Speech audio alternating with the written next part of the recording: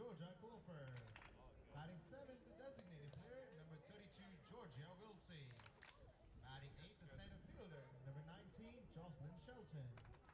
Batting 9th is the catcher, number 7, Anna Dykes. The flex player and the starting pitcher is number 21, Chelsea Ho. And the head coach for the Durham College is Jamie Baker.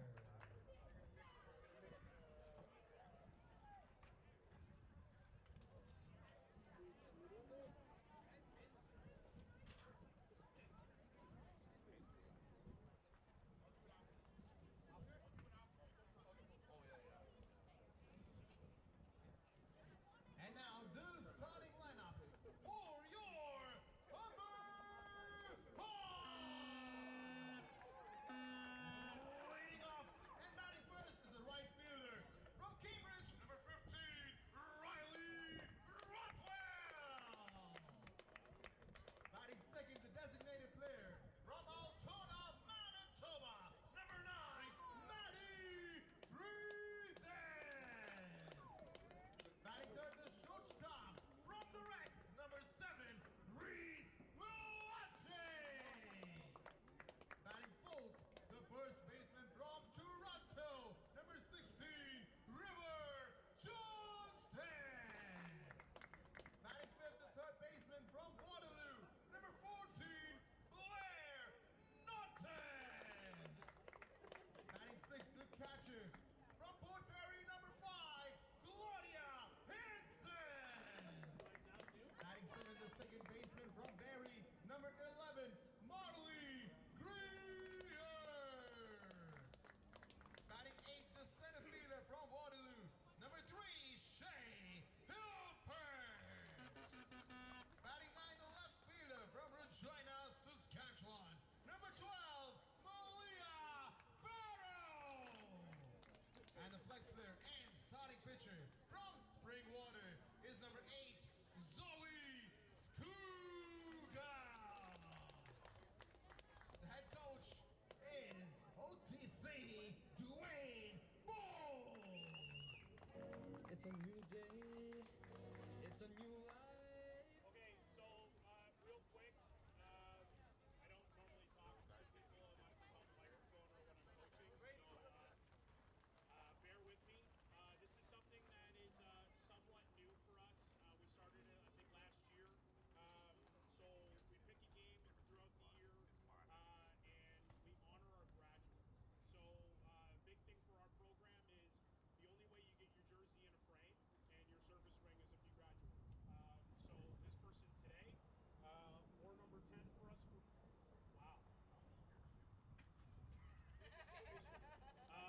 But I can tell you that this person was the heartbeat of our team, and we couldn't have done anything that we did without her.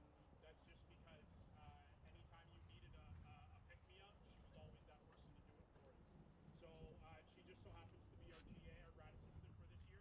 So getting her service ring and her jersey from her graduation and completing graduation, Julia DeWolf.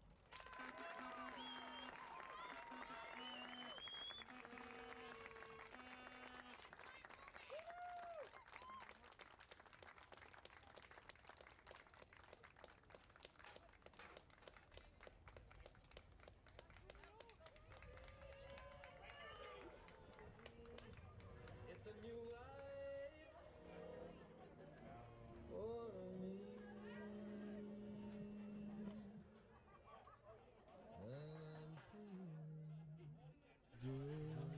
Welcome back, everybody. Game 2 of 2 here between the Humber Hawks and the visiting Durham Lords.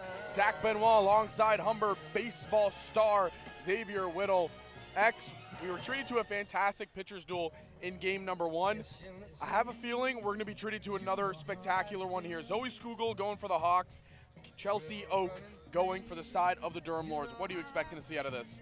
Man, I want to see a lot more out of both teams, especially from the Hawks, and the fact that they can talk about like how you go from Shea to Skugel and from Benz to Oak. It's gonna be different. It's gonna be different style of hitting. It's gonna be a lot different when it comes to pitch selection or pitches in general. But it could be an interesting matchup for tonight. Yeah, very excited to get this one underway. Again, if you're just tuning in, you missed game one. It was the side of the Durham Lords who took game one. They did it kind of handedly, and I mean, it was really just Michaela Benz put them on her back and added to what's already been an incredible season. I mean, if you were to vote for who gets OCAA Pitcher of the Year, Michaela Benz, she has her name written all over it. Yeah, but I can't discredit Shade Hansen and knowing that she did well. Just a few missed pitches here and there, but at the end of the day, she was still being as dominant as she was up until the very end. Jess Green leading things off again in her typical leadoff spot here is the Lord's third baseman.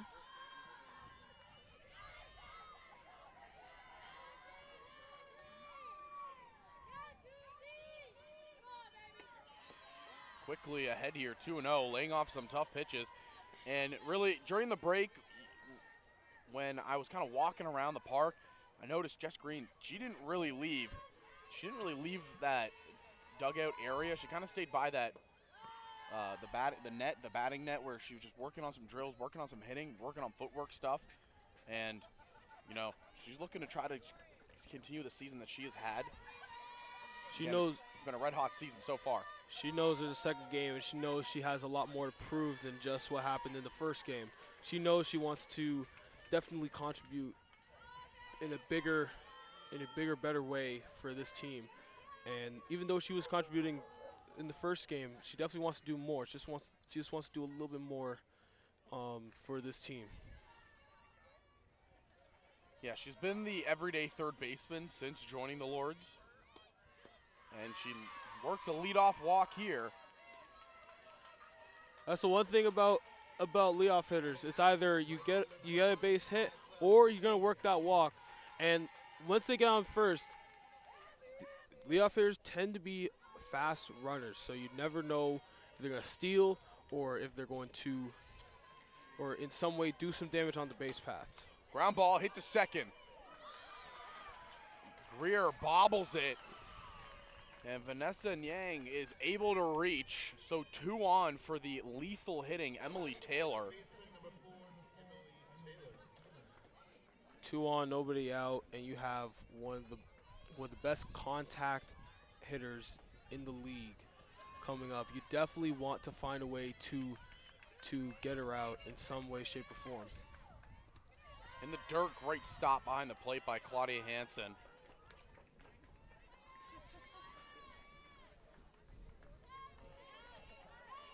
Claudia Hansen, such a sound, steady player behind the plate.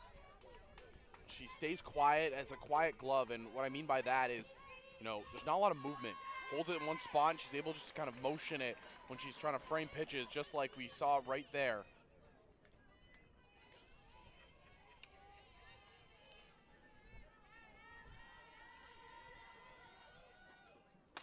Line shot to first. Johnson thought about going to third and just gets Emily Taylor, who slid head first into first base. That's the thing about playing at first. When you have a bit of time to still check to see if you can still make a bigger play at second or third, but if you don't, you sprint to first because, again, just because you have time does not mean you have a lot of time. This ball gets away. Green's coming home, and she's in there, safe sliding. So, wild pitch that gets away from Hansen is the first run of the ball game. Jess Green comes in to score.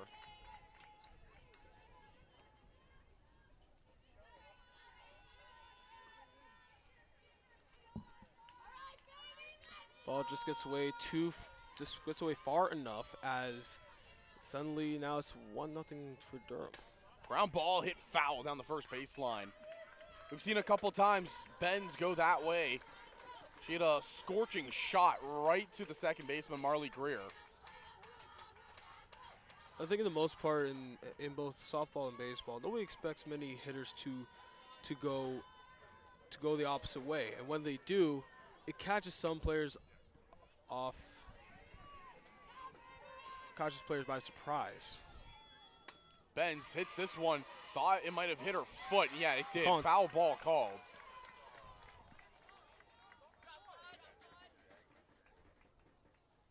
Yeah, and Benz knows it. Oh, no, thought she knew it right away. She looked like she was running back. The ump signaled it immediately. I mean, good on Benz, though, for just running it out in case they didn't call it. Yeah, obviously, you run out till you hear the foul call, and, you never give up on a play. I mean, even if they call it and you don't hear it, you still got to run it out. Here's the 1-2 to number 8. Popped up. Out of play.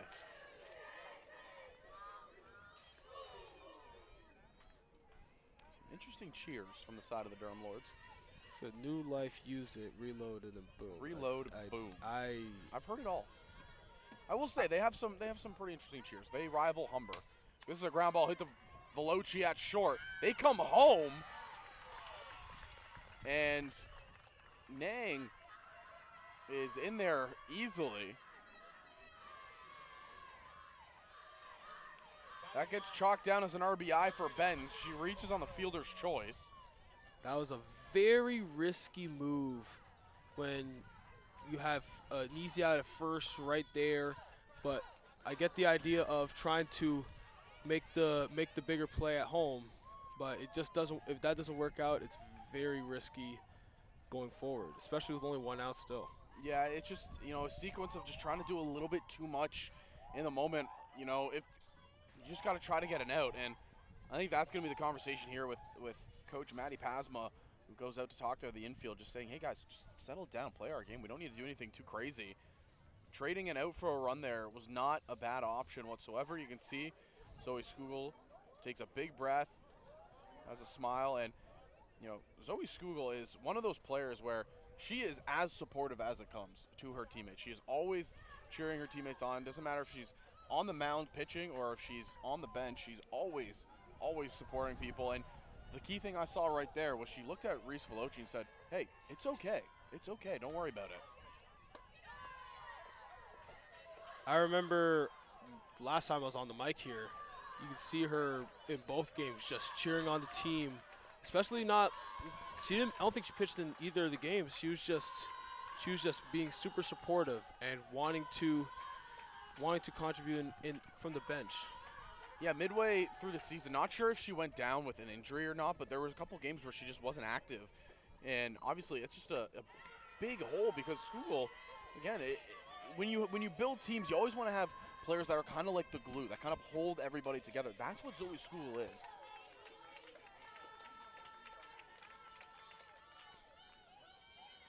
Everything needs a glue. And it's a 4-pitch walk here to Emily Rowe. So Georgia Clofer coming up here, number 15.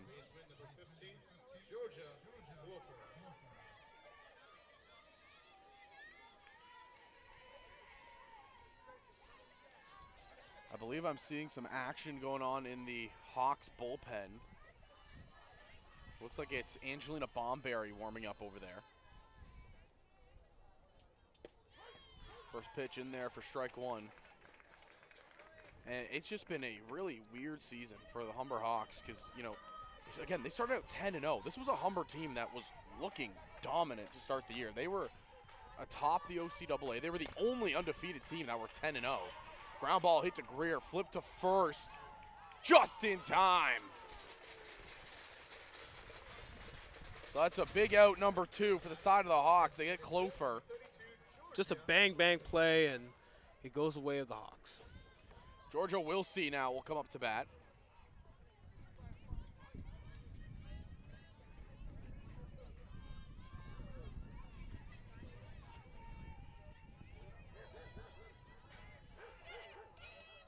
To the backstop. Here comes Benz. And she's in there safe, and she does a little bit of a spinorama on home plate.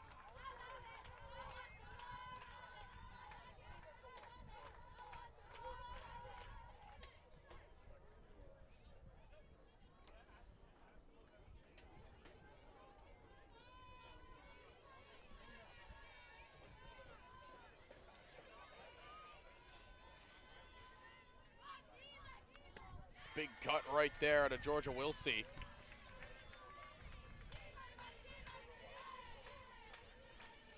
So the Lords put up 3 in the top of the first. Skugel just trying to get out of it. Catches the corner, strike 2. I don't know all the pitches of softball, but I did not think that was a fastball. It looked like one of possibly a sinker. I've been told like certain pitches, but at the same time, I don't know how it works in game. Just missing low and away. Golden pitch. Looked right there, but probably just got a little too far off, and it was just happens to be a ball. School definitely wanted that pitch, though. This is popped up over by the dugout. Naughton tried for it, but just couldn't get to it.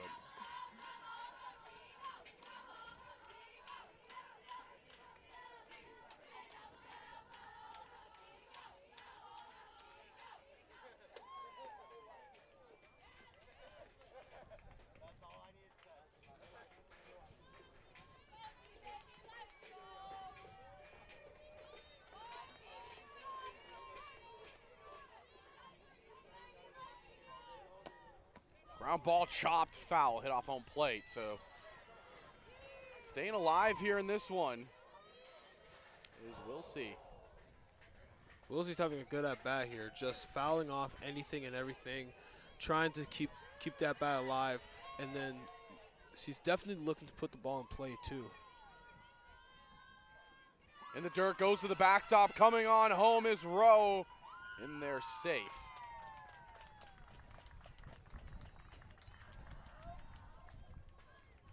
Definitely a tough spot now, being 4-0 for the Lords, but it's only the first inning. It's only the top of the first inning. You never know what's going to happen going forward. So the Hawks bats definitely need to be ready after what's been happening. Skugel gets Wilsey swinging, but the Lords have done their damage. It is a 4-0 ball game as we head to the bottom half of the first.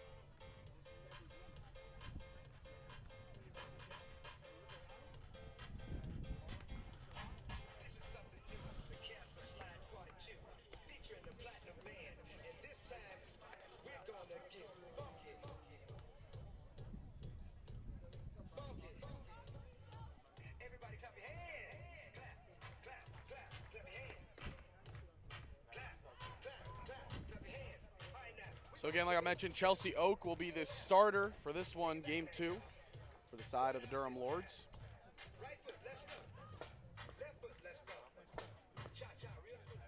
Coming to bat for Humber, the right fielder, number 15, Riley Rothwell.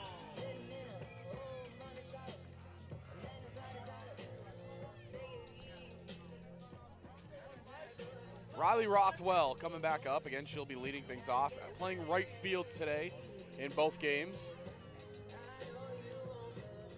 And again, Rothwell has had an incredible season. And I mean, nothing short of spectacular out of number 15.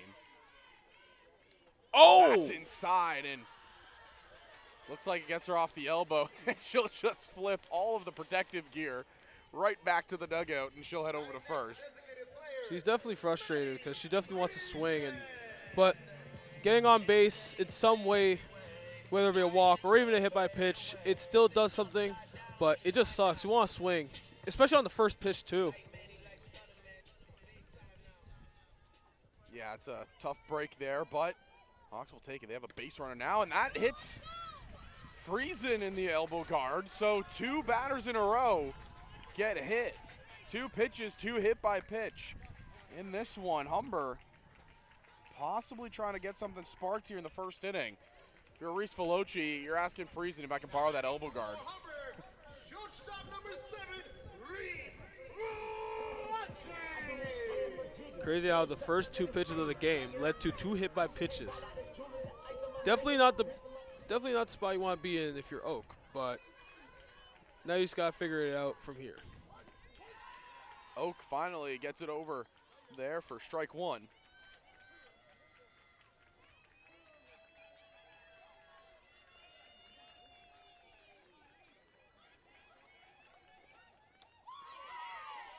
And Veloci gets called strike, and I believe it was on the swing. I think he said it was on the pitch. I think she went around though too.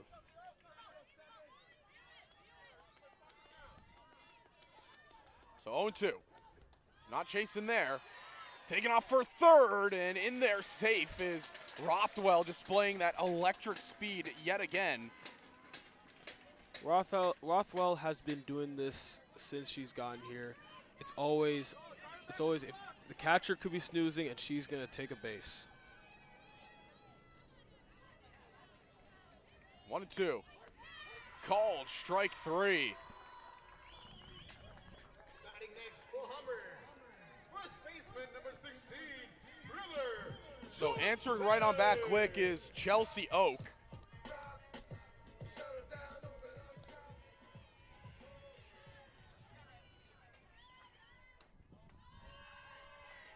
Johnson, watch that first one go by for a ball.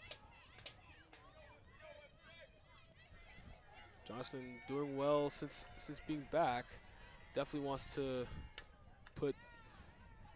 get 2 runs in for the Hawks. A little bit of a check swing there by River Johnston. Not a clean one, to say the least, and it's fouled off for strike 1. In this situation, you don't want to do too much. The infield's playing back. Just a ground ball could score 1 easily. That's inside, and it's called a ball, so add in the count here.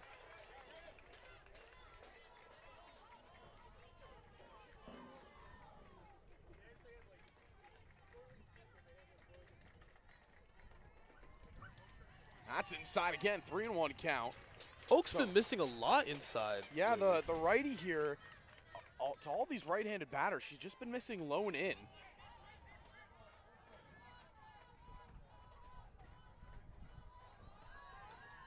Inside again, so Johnston works the walk. Bases are loaded for Blair Naughton. So far, it's been first pitch hit by pitch to the first 2 batters, and she missed in. On every ball that was thrown by Oak, to Johnston, it's missed in. It's got to be something that's got to make a change here. Especially on that pitch, that's what she wants now. Yeah, it looks like she curls it a little bit more there and gets that strike call.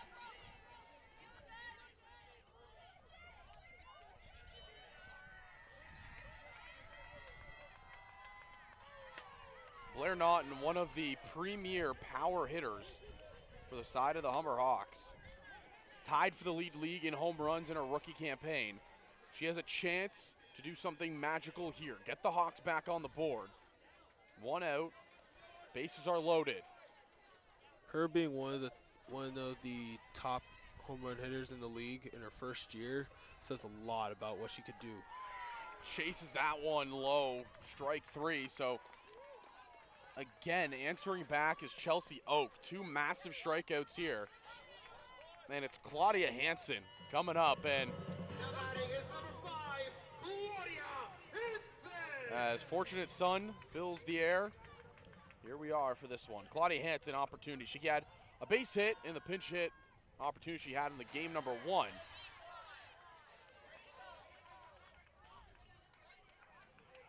Definitely got beat by the fastball. You don't want to, especially on the first pitch of the at bat, you want to hunt the fastball. You don't want to be caught just looking at it. Way out in front of that one. Just pulled the string on the off speed. Now it's just playing tug of war at this point. Ground ball hit off of the pitcher on to first is going to be in time. So the Hawks get the bases loaded and are unable to cash any of the runs across. Durham skate away here alive.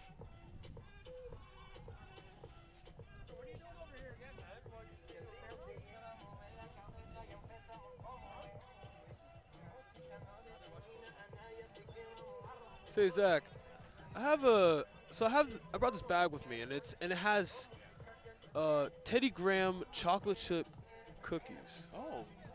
I genuinely never knew they existed until yesterday.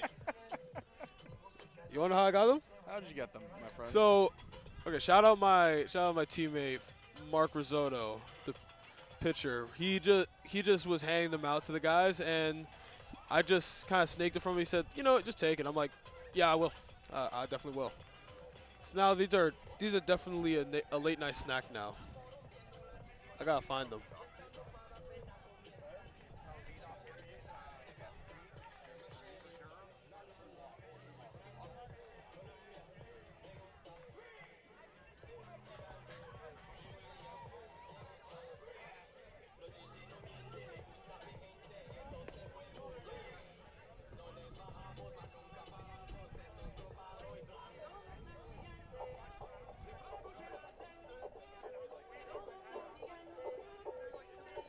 Batting now the center fielder, number 19, Jocelyn Shelton.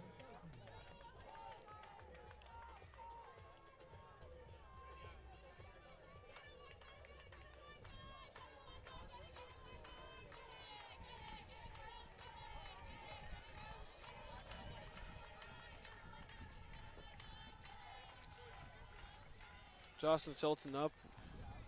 First pitch to hit the dirt for ball 1. Shelton coming up here and was unable to register a hit in the first game. This time pulls it foul, just a little bit out in front.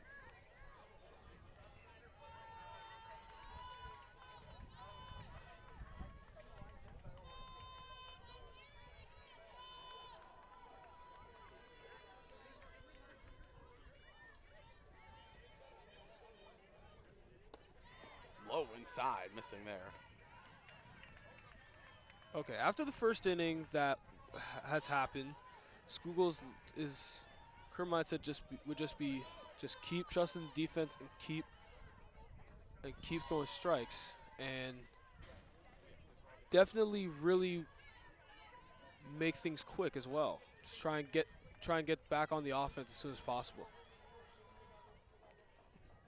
Yeah, if you're Skoogle, you want to come out here and just, try to shut the door down on the Durham Lords offense, as this is a line shot over the head of Greer, and Shelton finds herself her first base hit of the day.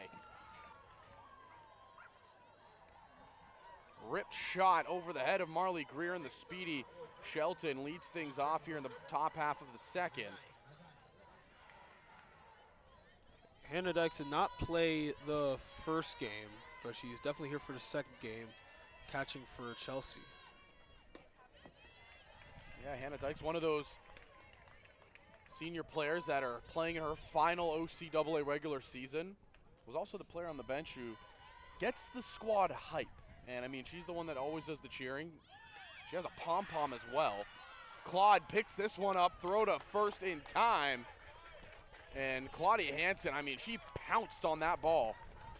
Something tells me, I don't know if I can confirm this, but I heard Dwayne say something. I don't know if it said let it go, because the ball was rolling back, foul. And if she let it go about a second more, it would have actually been a foul ball, and then redo the at-bat. Well, didn't want to leave it up to chance, so Hansen plays it, but they get the out, so it still doesn't matter. They get a big out, number 1. You're back to the top of the order here with Jess Green. She's chasing that one outside. That was a great pitch. Definitely got her chasing something that could have been a fastball, but really just a ball in the dirt. 1-1 count. Lifts this. Left field. It's tailing, hooking, foul. You see the coach for Durham saying like, "Hey, it's fair, but it just dropped foul at the very last second. The ball just tails, especially as she's a lefty. If it goes to left field, the ball's gonna tail a lot. I saw it kind of in line with Blair Nodden at third, and it just tailed heavily to the line. That goes off the glove. Advancing up to third is Shelton. And you can see School patting her chest saying, hey, that's my bad, my bad.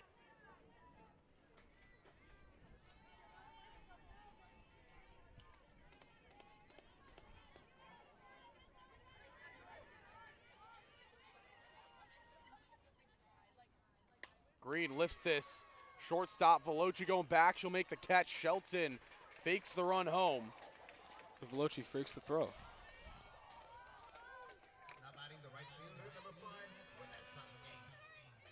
Vanessa Ng coming up here. Reached on an error from Marley Greer in the first inning.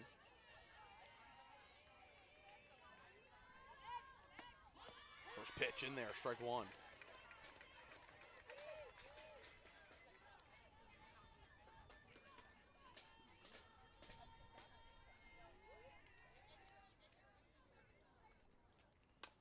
Pulled foul.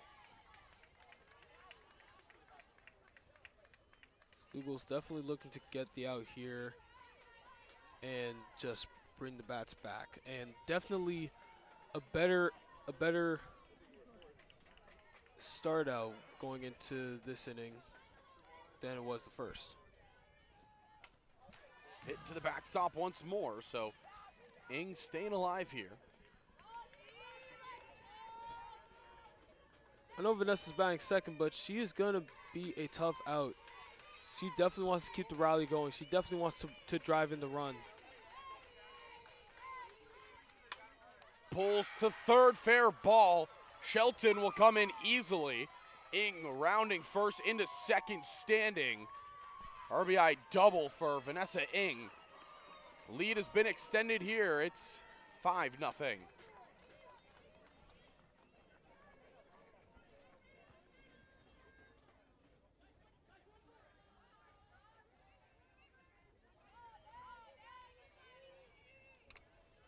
Back to Emily Taylor, who lifts this. Behind first, Greer calls off Johnston and will make the catch. Side is retired. One run does come across. It's on the RBI double from Vanessa Ng.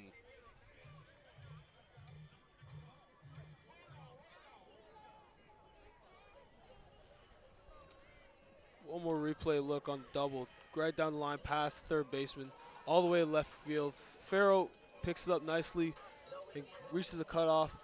It was just down the line, perfectly placed, and you can't really do nothing about it. But again, Ng really doing what she needed to do. What was just find a way on, keep the inning going. Yeah, exactly. I think that's the key thing there is she was able to find a way on and just continues. Vanessa Ng has had a really good season, and she's had a really good day hitting out of the number 2 spot.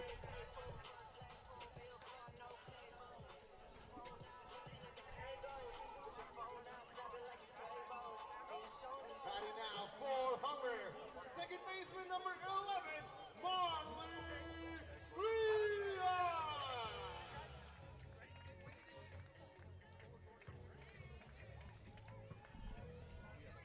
So the vibes get relaxed here.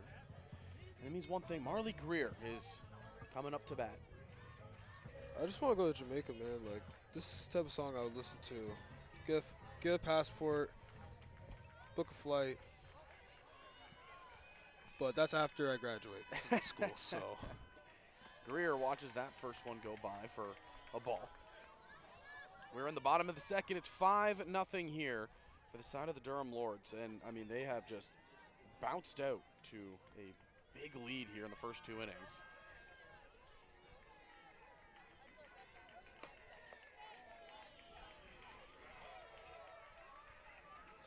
the Lords are not going to make things easy for the Hawks, even though when were they ever going to do it?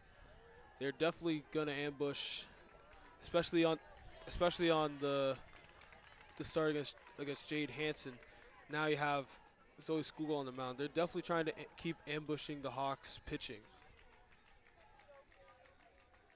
Yeah, and that's what they've been doing best really all year long. Is that one in there called a strike. The one thing for the Hawks to do is get those bats going, and that's really all it goes down to. Ball 4, so working the walk there is Greer. Batting next, the center fielder. And she continues to have a really, really good season.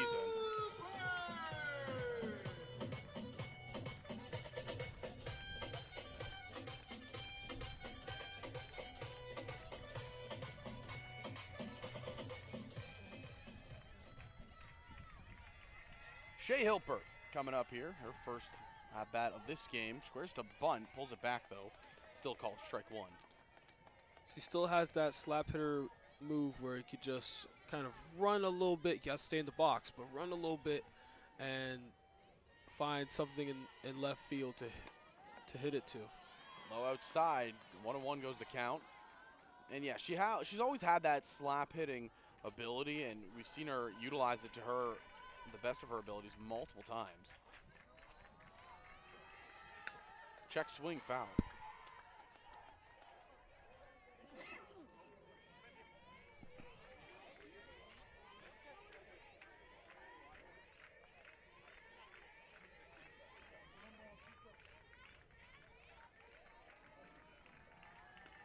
Outside, taking off for second is Greer, in there sliding, and bends a Jordan-esque jump, legs spread, arms going up, makes that grab to make sure Greer doesn't take an extra base.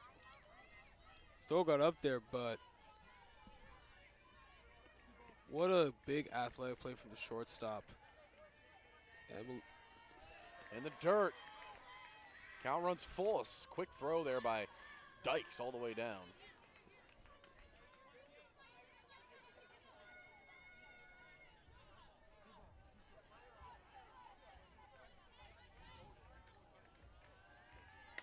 Lifted, back of third base, Green going back, she'll make the grab. Nobody was covering third, so Greer definitely looked and thought she had a chance to go to third, but you're down by 5. You definitely don't want to make that risky move.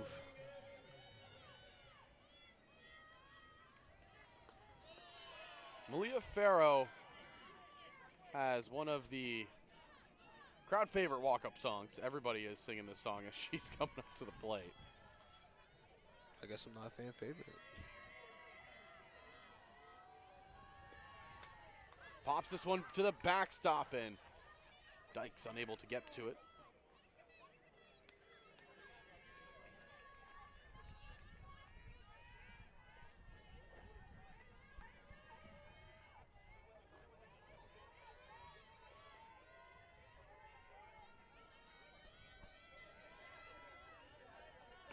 Watch that one go by high is Farrell.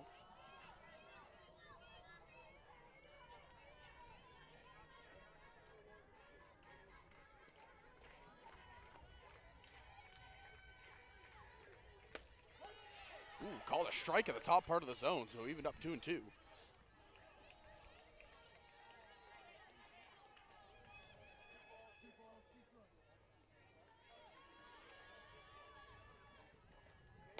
Ground ball, hit up the middle. Taylor gets to it, throw to first is going to be in time. So after the leadoff walk, back-to-back outs recorded. And that'll bring up Riley Rothwell. Right fielder number 15, Riley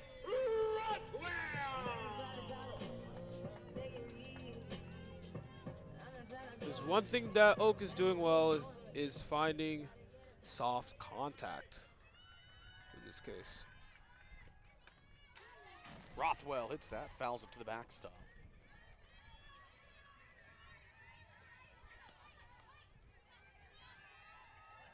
And you see there, Rothwell looked like she was in a little bit of pain after that swing. Gritting her teeth, though. Staying in the box. Ground ball hit up the middle, past the diving Jessica Benz. Rothwell's into first base with an RBI single. She continues her productive campaign. Batting next, the designated player, Maddie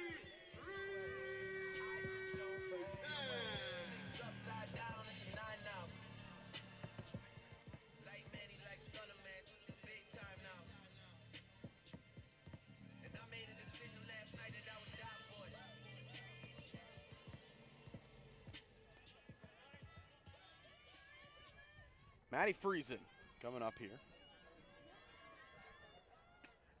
Watch that one go by for strike one. Friesen was hit by a pitch in her first at-bat, wore it right off that elbow guard.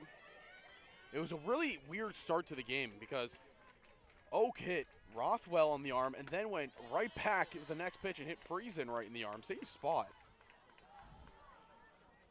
And after that, outside of a walk to Johnston, she just started dialing it back in and just start throwing strikes, let the ball be in play. Just didn't have to overdo anything. So it's 1-2 here to Maddie Friesen. Again, Rothwell just got the first run on the board for the Humber Hawks. Friesen lifts this center field. Shelton looks like she has a beat on it, and she does. So the Hawks able to strike across and get one, but that's it. Still 5-1 is the score as we head to the top half of the third.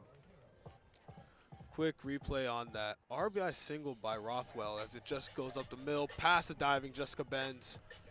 And now the Hawks are on the board. Just gotta keep chipping away at this point. Yeah, and that's all Riley has really done is just, you know, she grits her teeth and she just plays the game. She understands that she has to give basically 100% effort every time she's on the field. But she's one of those players that's going to do it every single time. She has a great time playing this game. She's one of the best, I mean, the Hawks have had in a while. And, you know, she's really blossomed into a truly, truly talented player.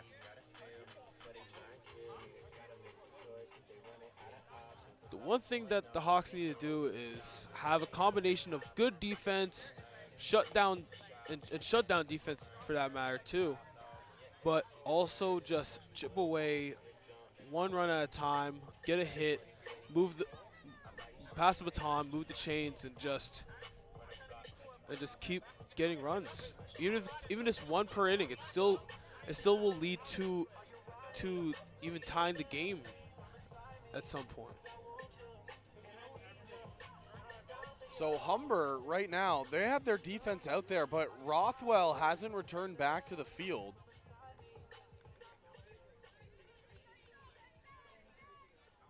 And there she is. Zooming out of the dugout there is just Rothwell. taking her sweet precious time. I think she was getting taped up there in the dugout. I believe the first pitch that hit her in the arms will kind of affect her a little bit, but she's a tough girl. She'll get right back to it, and obviously she did with the RBI single. She's not going to let anything jeopardize her from playing this game.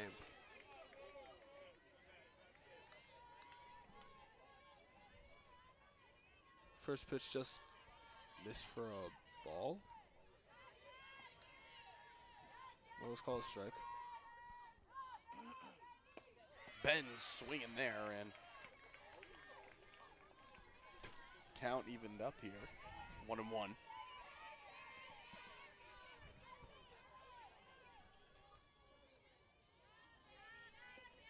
This is lifted right field. Rothwell going on a run. Rothwell dives, and I believe just out of her range. Foul ball, though.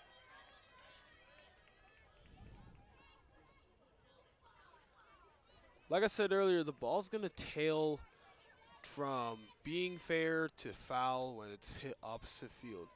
And in that case, it just landed foul, just out of the reach of Rothwell.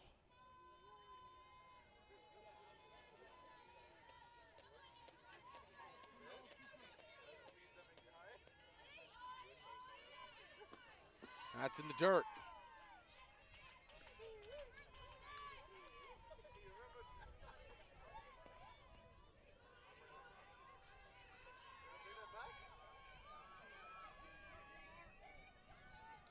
Skugel trying to get out of this. Shot. Right field, back. It's deep. It's gone.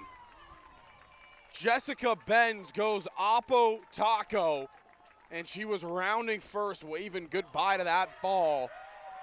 It is a 6-1 lead for the Durham Lords.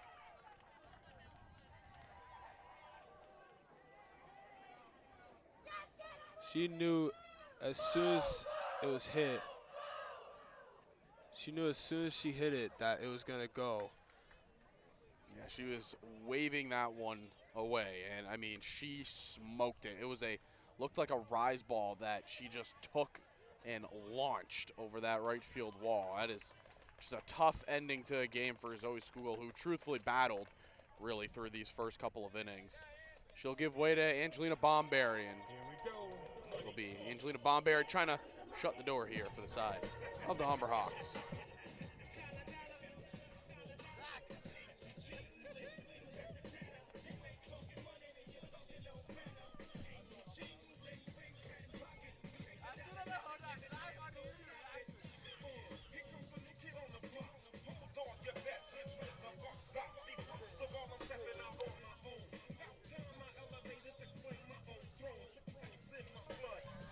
Take another look at this home run. It was a high outside pitch. I don't even think it was a strike.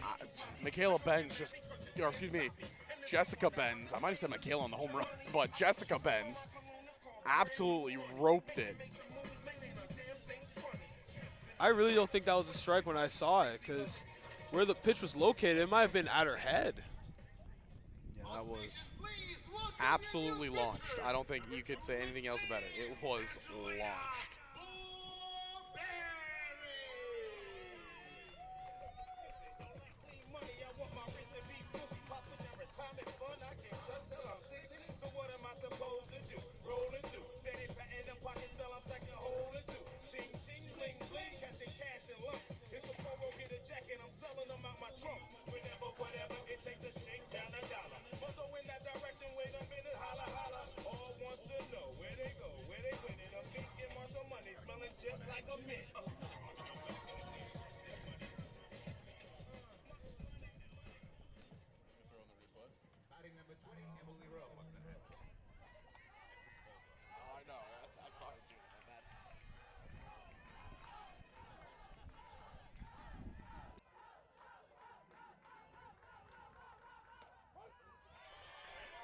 Emily Rowe coming up to bat here. It was a nuke out to right field by Jessica Benz. That knocked Zoe Skugel out of this game, and now it's Angelina Bomberry coming on, trying to shut the door.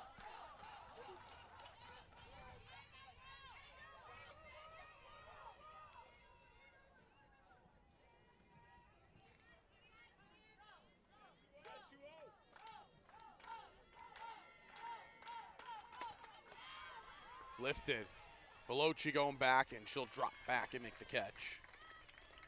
Something I took in is that Bomberry does not use the protective face mask when she starts or when she pitches. Yeah, obviously, majority of players will wear that because, you don't want to ever catch a line drive right back into the face. Bomberry just stands out there. She's fearless. Softballs are not, they're pretty painful if you get hit by one. And they cover, and they're much bigger than a baseball. So if it really hits your face, it's getting a lot of surface. Pulled, fair ball down the third base line. Georgia Clofer is going to be in there. Ground rule doubles. That one just rolls all the way down there into the trees.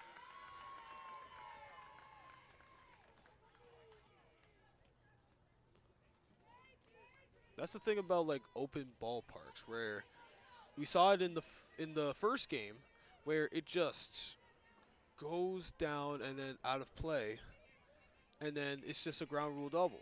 When if it was closed, then it could be like it could bounce around the wall and then possibly be a triple even.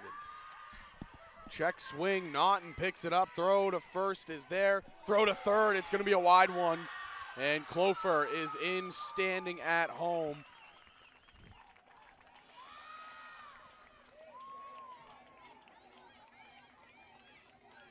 Great play by Blair at third.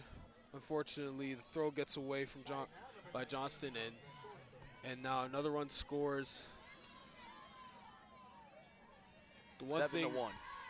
The one thing that happened is just more of a rush throw and not knowing if you have much time to get the out, but it's a tough one to deal with.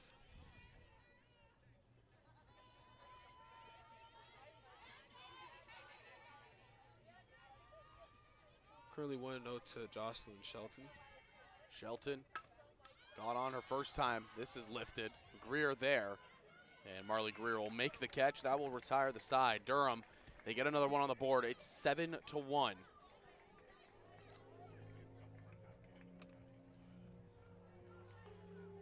So again, this is how the inning started. It was a moonshot the other way by Jessica Benz. Just a couple looks at it. And there it is. Wow. Benz knew it right off the bat. I mean, might be one of the coldest celebrations I've ever seen. Didn't even let it land. Just knew right then and there. Yep, that's not coming back. Just looked up and said, bye. Again, that ball was definitely at her head. When you look at that last angle, it was definitely at like head neck area, and you're just wondering that's probably not going to be a strike, but she still went with it. It was a rise ball. She still went with it all the way to right field.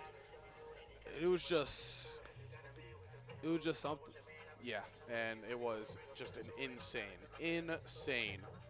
home run. I don't know how she was able to get to it, but she was, and it just makes the play.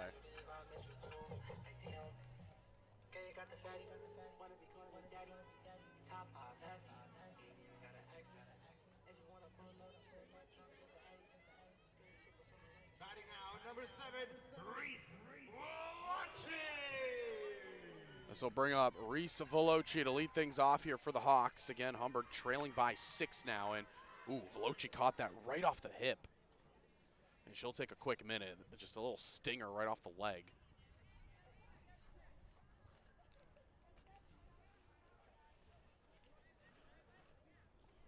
If you're the Hawks right now, you definitely don't want to think you're out of this game completely, because at the end of the day, you never know what happens. The biggest comebacks could always be in this situation. Bottom third, down 7-1, and then you have another 5 innings, including this one, to just chip away at the lead and then tie it and then go ahead eventually. Yeah, this game is far from over.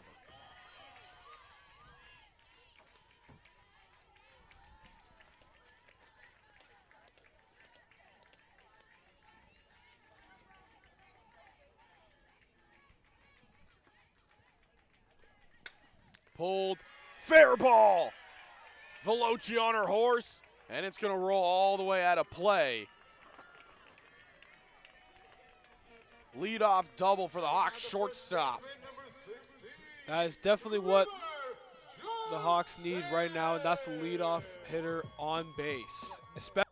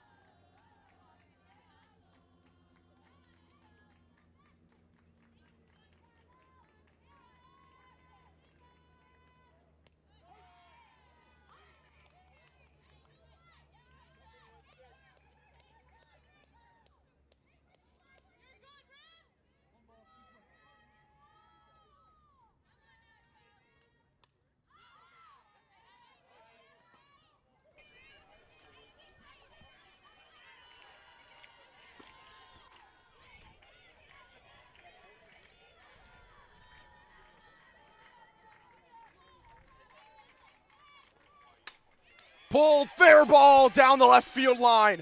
Veloci's getting the wave. She'll be in to score. Johnston in a second RBI double for River. Just keep moving the chains. Keep doing just keep switching sides.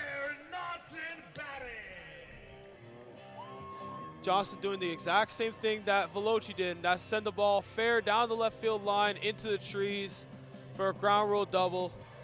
And now you have Blair Naughton with a runner on second and still nobody out.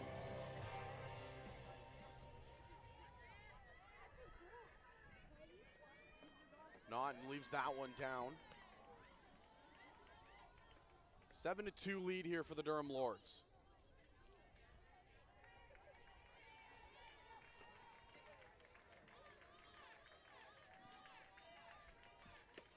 Naughton just a tick behind that one. I know in softball you have really less time to make up your mind when you want to swing or not, but what can you do?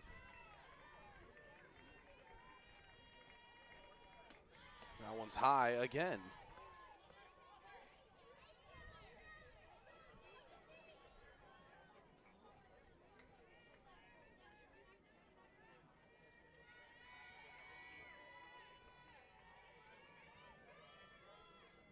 Naughton ground ball up the middle through. Getting the stop sign at third is Johnston. So runners on the corner. Up next, to bat, catcher number 5, Claudia Hansen. I believe the ball was still in play, but I don't think anyone was really taking in on that.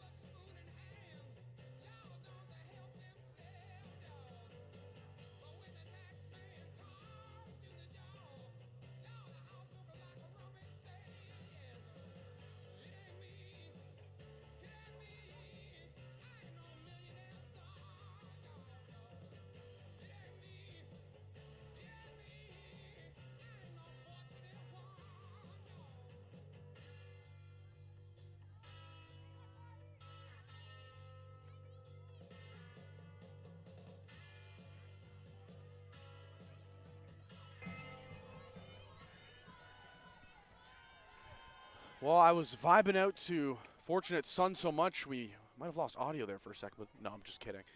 Back into this one, the pitching mound visit is over. Don't worry, I won't tell them you're singing at the top of your lungs. I was having a great time.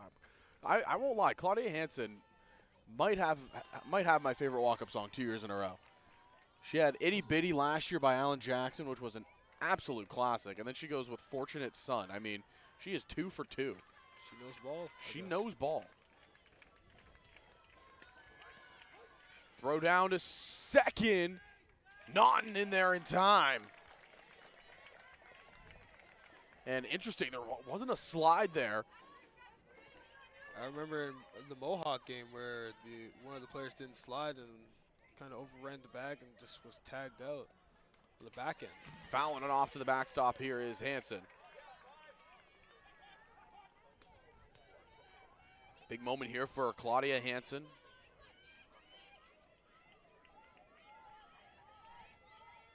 Leans back. Here's the pitch from Oak. Lifted. Whoa. Right field. Deep at the wall. Off the glove of Nyang, and it's down. 1 run scores. Hansen over on second. Going home is Naughton, and oh, man. What just happened? Oh, man. 1 run does come across to score, but 2 big base running blunders. Wow. Absolutely flips this inning upside down. Claudia Hansen ripped, and I mean ripped, that ball to right field on the warning track. I thought that went out. I thought she got a hold of it, but it was right at the warning track. Hit off the glove of Vanessa Ng. And it went off her glove off the fence after that. Ng then throws it into Benz at shortstop. Hansen overran second base because she thought Naughton was getting the wave home. She noticed that Naughton was still at third. They got her out. And then Blair Naughton tried to take off late for home plate, and they just threw her out easily. I want to see how far the right fielder was from the fence, because I feel like she was just right up there, stuck her glove out, and then just kind of deflected it from going over. That would have been Hansen's first home run.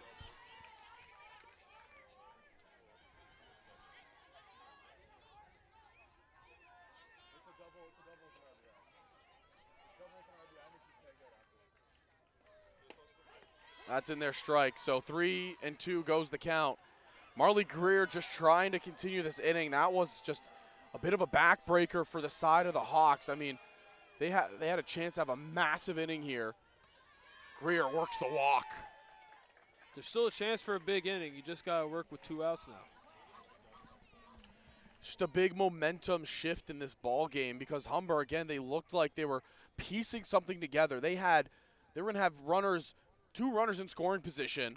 This is another look at it. Hansen absolutely obliterates this ball to right field. And again, you can see it's right at the fence. Vanessa Ng actually saves a home run there. And then Hansen just didn't pick up the third base coach. She gets tagged out. You'll see a better angle of it here. She turns and she just has her head down the whole time. Doesn't pick up the third base coach. But then Blair kind of ran late to home, and it was just all a blur basically right there. And now New pitcher for the Durham Lords is number 44, Morgan Salter. Yeah, it's going to be Morgan Salter coming in here, the 5th-year vet. Again, she's also in her final regular season of OCAA softball. I did talk to her some time ago, and she told me that, yeah, I'm gonna come back and do my final year, and yeah, this is what it leads to. Ironically enough, it's the final game of the regular season.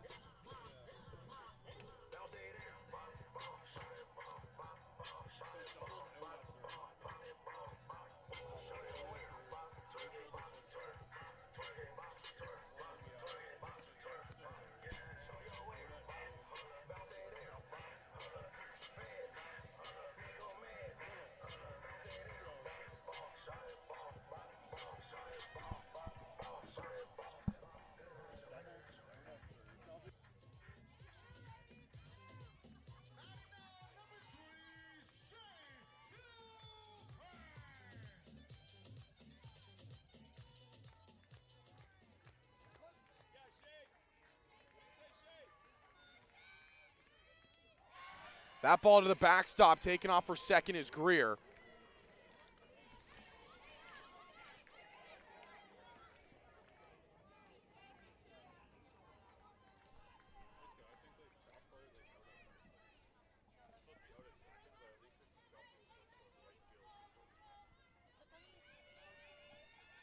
Hilbert trying to continue this inning. Hawks down by 4. That's in there for a strike. 1-1 goes the count. I said it earlier. Just keep chipping away, and I know the deficit seems very, very bleak, but at the same time, you never want to count out the Hawks. You don't want to count out this team.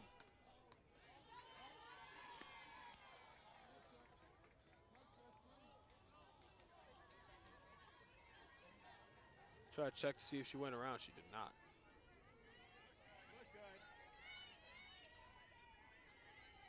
2-1 count. Too high, leaves it there.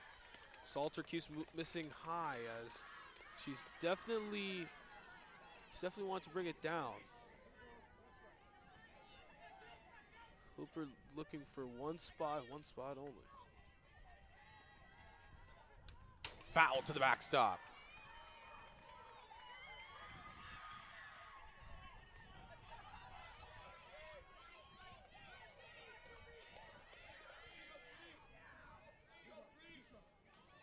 Full count, 2 outs. Lifts it, foul. And staying with the fight is Shea Hilbert.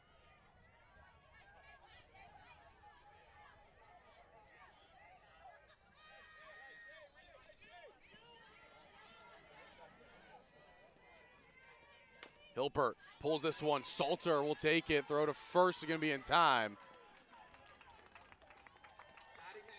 So Durham, they get out of it.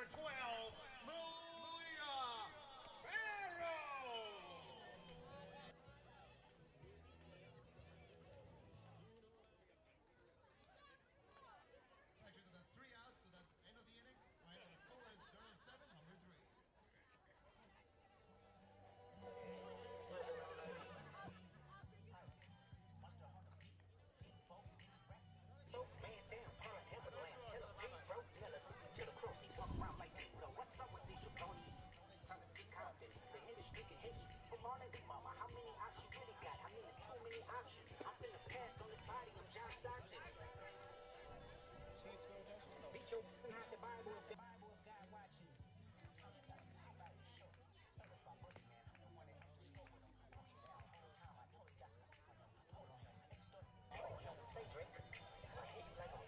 Zach, I got a question. Kendrick or Drake?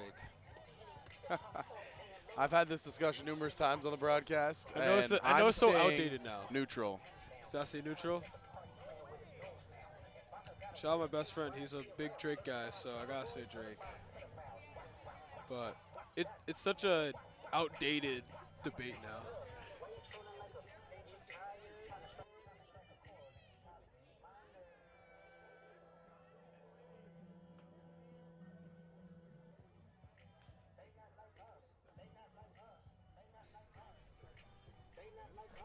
Batting now, the catcher number 7, Hannah Dykes.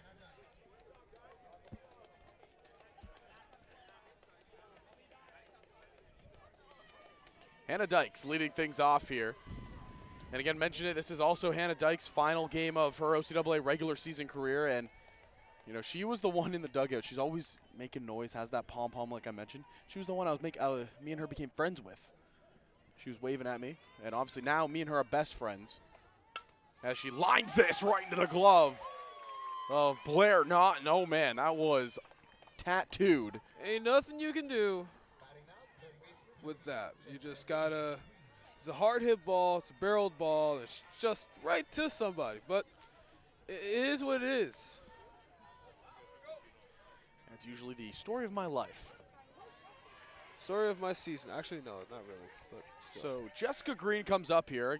0 for 1 on the day. She walked her first at bat, popped out to shortstop her last time up. Out in front of this one, but places it perfectly. That drops down for a base hit into left field. Great way of putting it, of sending it outside to left field and just working where the pitch is being pitched.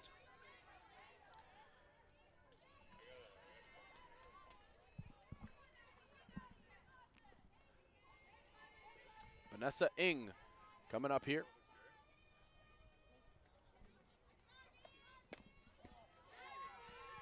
Ng, so far, she had an RBI double her last time up. She pulled one down the line.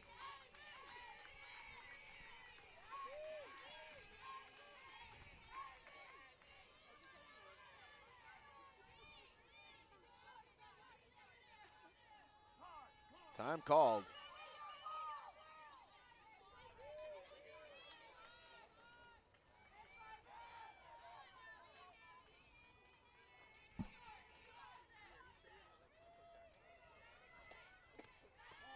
Snap throw to first, and not in time.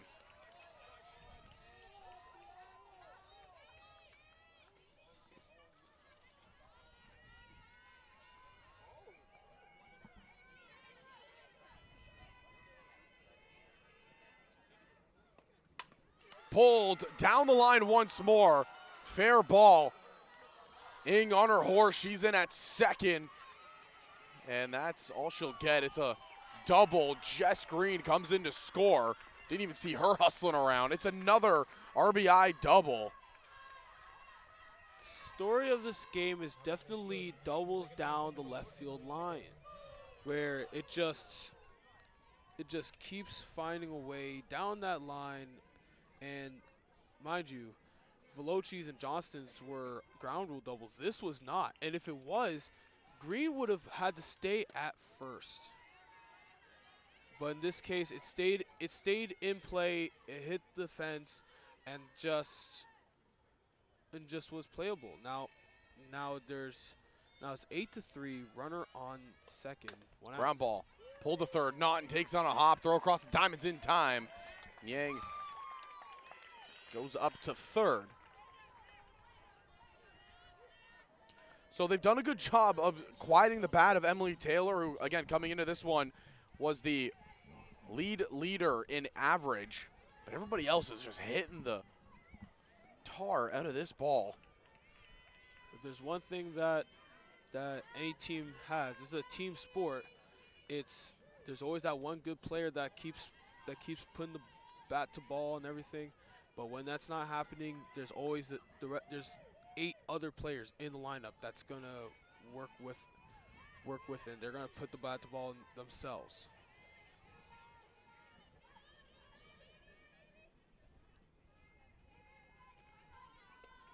Ground ball pulled to third. Naughton throw across in time.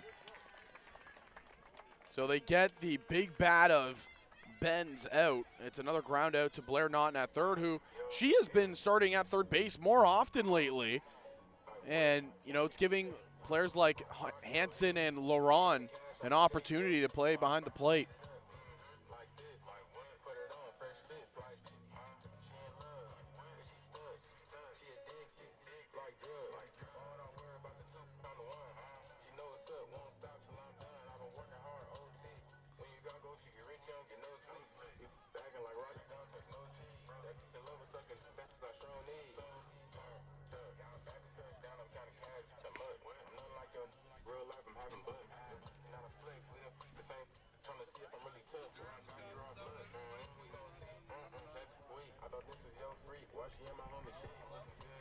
So Hannah Dykes has been taken out of this ball game, and that'll do it for her regular season career in the OCAA.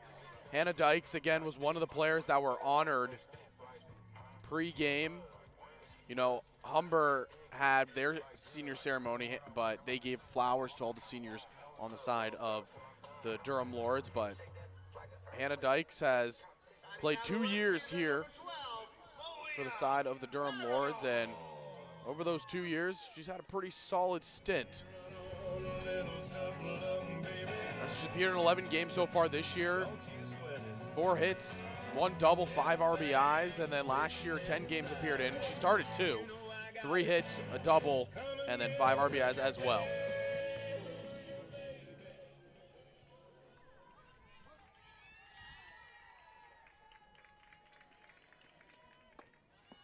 Malia Farrow coming up here. Honestly, to all the seniors in this league, after the season, it's like, what do you do now? You got to finish the school year, got to graduate. But all the best in your future endeavors. And that's like, that's where real life starts coming in sometimes to some people. 100%, and I mean, you can't be any more truthful than that one there. Ground ball hit right up the middle. Salter. Pitchers are athletes too, and Morgan Salter has put that on display here twice. Next up for Humber, number 15, Riley Rothwell. You gotta be very quick-minded on plays right back to the pitcher, especially when it's only 46 feet, 43 feet. Yeah, it's not that far. Comes at you quick. You have no reaction time at all. Just stick your glove out or cover your face, whichever one. Riley Rothwell has had another terrific day at the plate.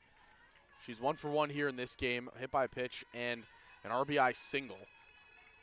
Salter gets the pitch. This is a line shot into center field, down for a base hit. Continue to have yourself a season, Riley Rothwell.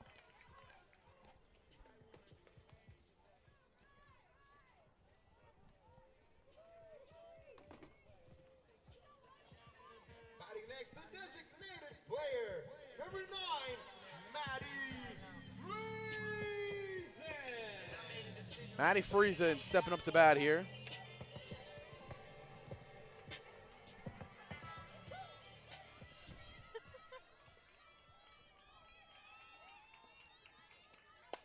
Friesen lines this. It's down for a base hit, possibly extra bases. Here goes Rothwell. Rothwell turning on the Jets. She'll go first to home. Riley Rothwell turns on the Jets. That's an RBI single for Maddie Friesen. I remember saying this about a couple weeks back, that anything to the fence and Rothwell's on first, she will go from first to home and nothing's going to stop her. Even if it's going to just be a single for Friesen, any bloop or bobble or anything that reaches the fence, she will go all the way. Veloci now. This is going to pop in and out of the glove of the catcher. Friesen's on her way to second in their standing. So there's one out here, and it was the leadoff out to Malia Farrow, who grounded back out to Morgan Salter.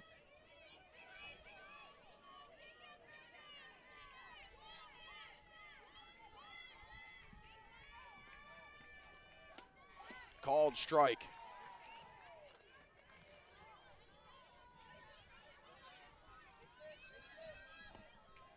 Veloci trying to find something. Humber, they are still well within striking distance here, only down by 4. This is a line shot up the middle. Friesen had to dive out of the way. She'll be held up at third. And going back wisely, but advancing to second on the throw was Veloci. Shelton just unleashed a cannon from center field. And Veloci advances to second on that throw. River Johnston comes up to bat. She has a golden opportunity. 2 runners in scoring position. I saw Friesen going. Friesen had to move out the way closer to second on that frozen rope to center. And then there's a quick bobble at center, but she couldn't really find that second gear in time to run all the way home. That one there by Johnston, it was in on the hands.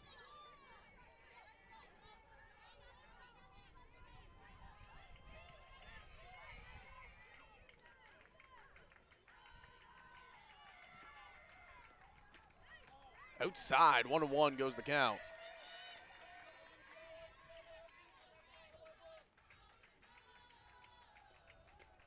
Just keep chipping away. Just keep chipping away. Runners on second and third now. Here's the pitch from Salter. Way out in front of that one was Johnston. She was looking for the metal monster out there and left. Salter definitely knew there was going to be a fastball mindset from Johnston, so then she goes for an off speed to get her hooking. 2-2. Lifted over to right field.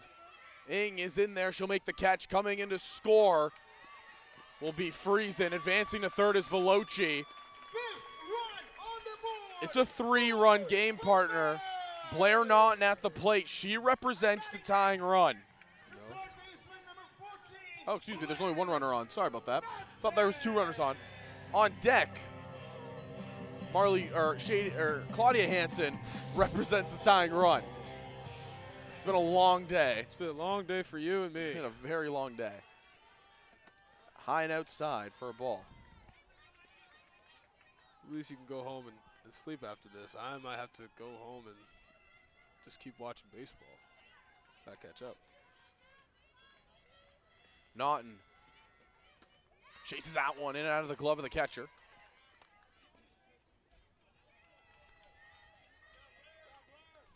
You don't need to be big. You just need to have some sort of way to keep this inning going. Always want to extend the inning, find the outfield and score a run. Here's the 1-1 to Naughton. Check swing, foul. That's just a tough break for the side of Humber.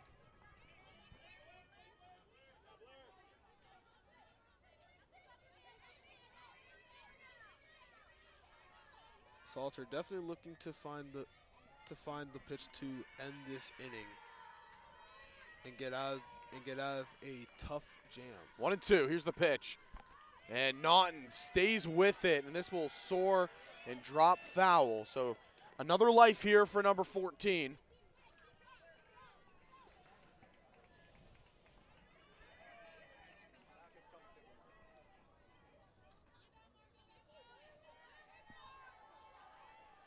One ball, 2 strikes. The Hawks' third baseman up to bat. Fifth-year vet Morgan Salter trying to get out of it. Here's the pitch. In the dirt, ball 2.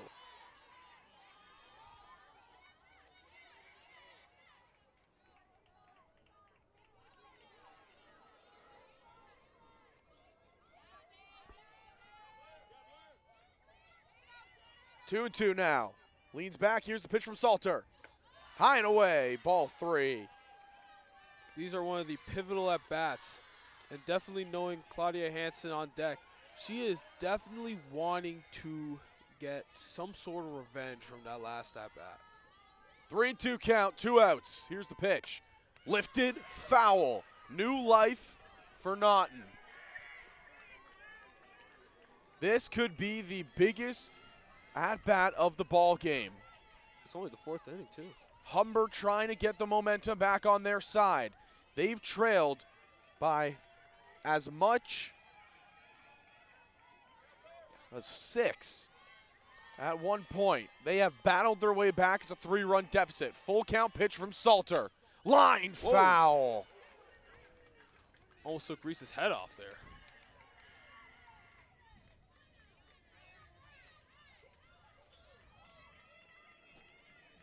So nice, let's do it twice.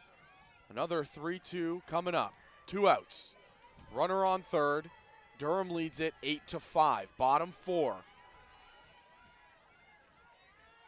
The senior, Salter, trying to get out of danger. The rookie, Naughton, lifts this into left field. It's down! 1 run's gonna score. Naughton's on her way to second. Blair Naughton with the RBI double. So close. Emily Rowe out in left field was so close. Just out of the reach. And batting now is the catcher, number 5, Claudia Hansen. You know, if there's one thing, partner, if there's one thing I got surprised of was that last at-bat by Claudia Hansen. That ball was gonna go out, and that shows how much power she really has, and it's the sneaky power that no one thinks about. Yeah, you said it there. Claudia Hansen was inches away from a home run. More like a glove away. Swings at this one. Count goes 1-1. That one would have been her first career home run. And, I mean, she tattooed that ball. You mentioned it before. She's coming up here most definitely looking for some revenge. She wants to just score another run. She represents the tying run here in this one. And she watches that one go by for a ball. Ahead in the count here, 2-1. That was such a good take from Claudia Hansen, knowing Salter. She was smiling, knowing that that was a pitch that she wanted her to chase. Here's the 2-1. In there, 2-2. Hansen stands at 4'11", and you said it, the sneaky power out of number 5. She's already displayed it today. Can she do it one more time? Naughton on second. Here's the pitch from Salter, not chasing. Another full count coming up.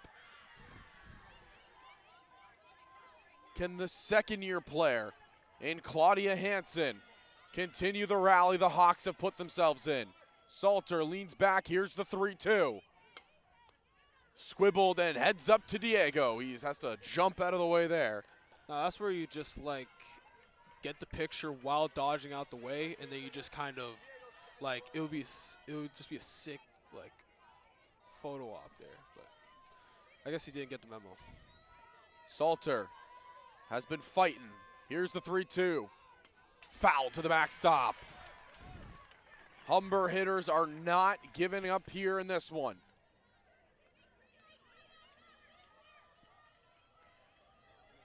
This has been a 3-run inning. Hawks trying to get back into this one, looking to get another run on the board. The pitch, it's high, ball 4. Man, what an inning by the Hawks so far.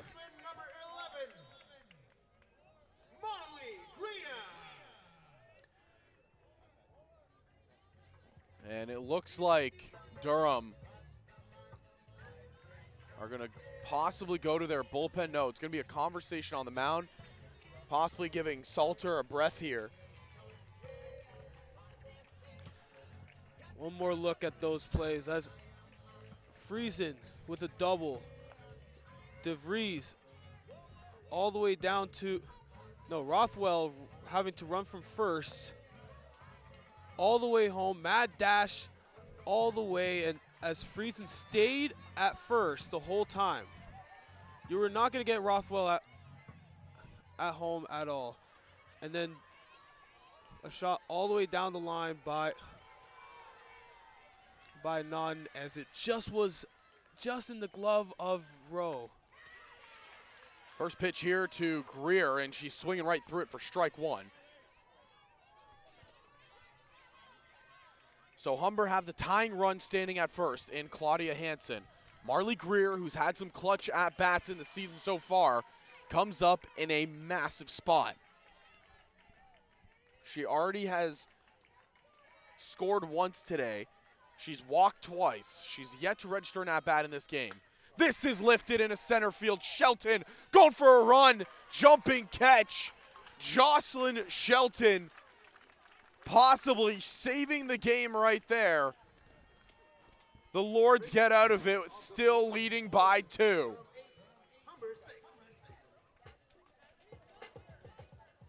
One more look at that catch. That ball was sent to center field and just getting there, Jocelyn Shelton. What a catch. Yeah. What a leaping catch. Had to leave her feet to make the catch. It's an excellent grab by number 19. I could say this right now. If that ball was not caught, that was probably going to tie the game. Quite easily could have. That is a game-saving catch right there. Mind you, that was just 4 innings. We have another 3 to go. This game is far from over.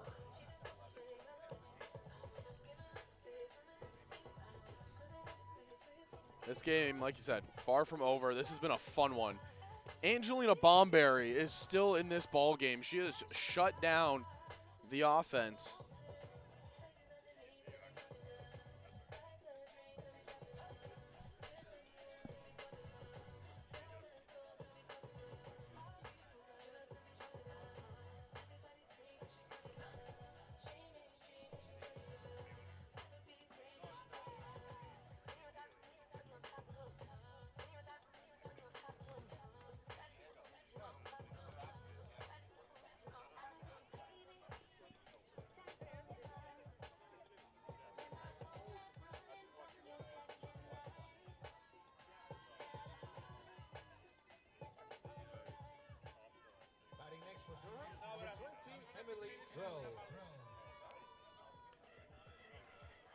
So here we go. Emily Rowe leading things off. She's 0 for 1 in this game.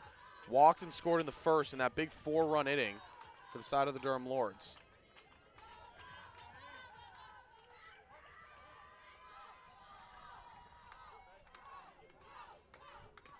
Not chasing that one up top. It's been a little bit of time since we've seen Angelina Bomberry on the mound. It was a lengthy bottom half of the 4th for the Humber Hawks, nearly batting around. Malia Farrow started us off with a ground out back to Salter. And then it was 3 straight hits from Rothwell, Friesen, and Veloci. All 3 of them eventually did come in to score.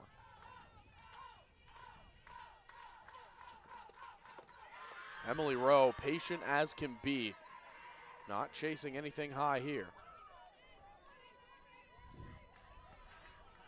If you're Bomberry, you definitely just want to find a way to bow back into this count down 3-0. 4 straight balls. Rowe leads off this inning with a walk. First baseman, number 15, Georgia Crawford.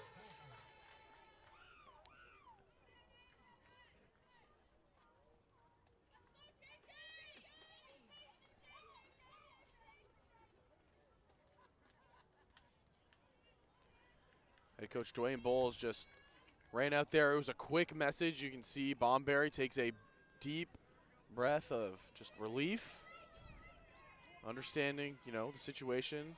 That had to be record time. Yeah, he ran out there, said what he needed to say. She said, yep, and he ran right back into the dugout. Somebody got a stopwatch? Georgia Clofer lifts this into left field. It's deep, but Farrow has a beat on it. She'll make the catch. Batting next, the designated player, number 32, Georgia Wilson. Georgia Wilsey comes up here. She's 0 for 2 on the day, the designated player. Struck out and grounded out in her 2 plate appearances in this game. In the dirt, that just slips away from Hanson. Advancing to second is Rowe.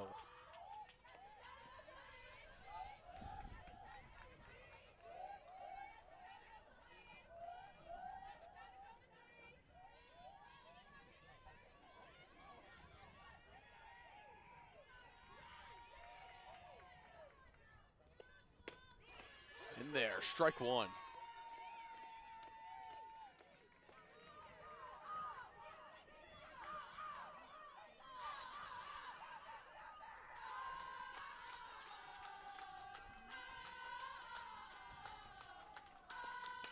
Ground ball hit up the middle. Greer takes it on the hop, throw to first in time. So advancing to third on the play is Rowe, but they get Wilsey. The one thing that Durham bench is doing is really getting into this game and staying amped up. Even knowing full well that the momentum was quote unquote killed by that leaping catch by Jocelyn Shelton. This time she hits it to shortstop. Veloci takes it on a hop. Throw to first in time. So Emily Rowe leads the inning off with a walk, but it's 3 straight outs for Angelina Bomberry. And it's still only a 2-run lead for the Durham Lords.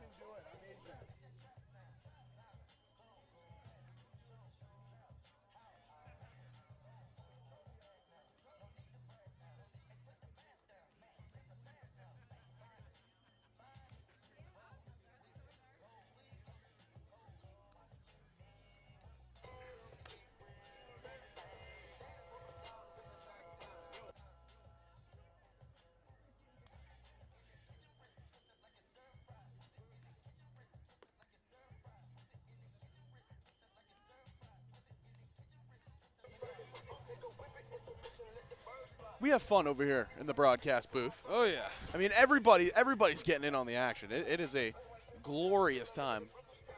Oh, good night sky. Songs are bumping. Number 3, Shay Hilbert.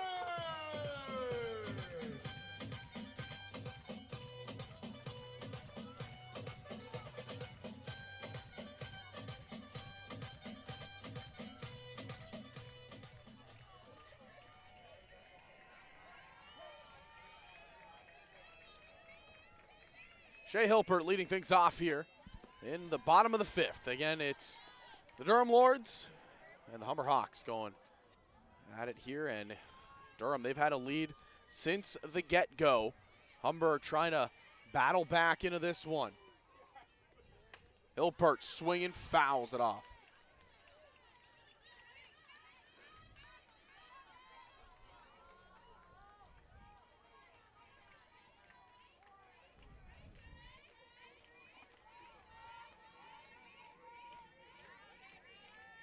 One on one count. Here's the pitch in the dirt. Shea Hilpert, if she's able to get on, becomes a very dangerous runner. Again, we know all about her speed.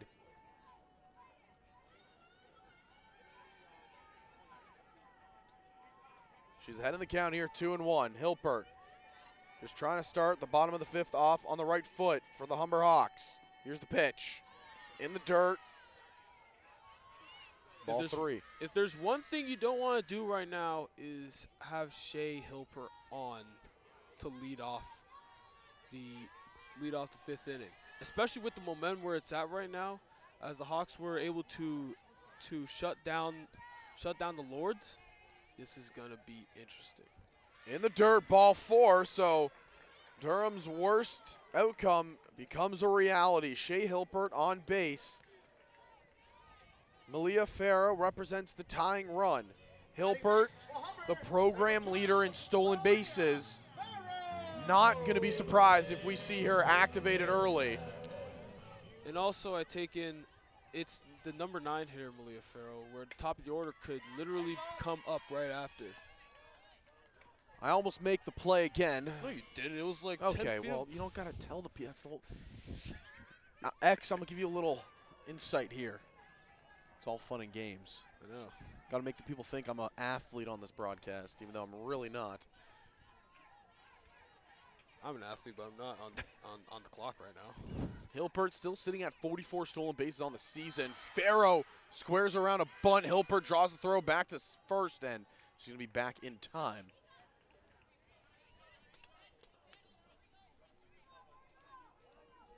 So the count's 0-2.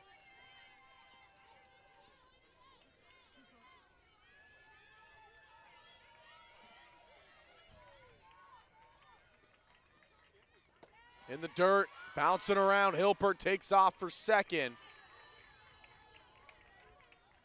A lot of balls in the dirt by Salter, as that was I think the 5th time now, because she had about 3 in. She had 3 in Hilpert's at bat, and then 2 basically with Farrow. 1-2. High outside, 2-2.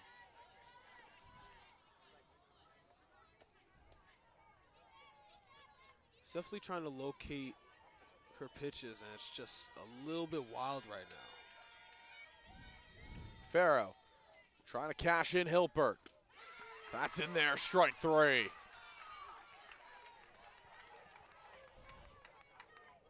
next, number 15, Riley Rothwell. Another look at it here. Farrow just froze right on that outside pitch.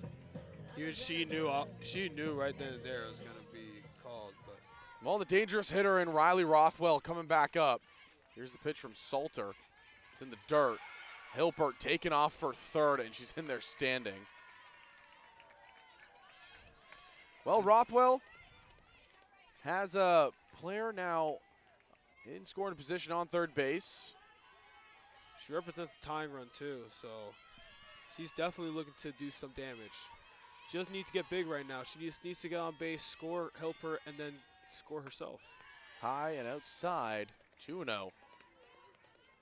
She displayed the speed in the last inning, knowing full well that she is capable of scoring from first all the way to home on a single.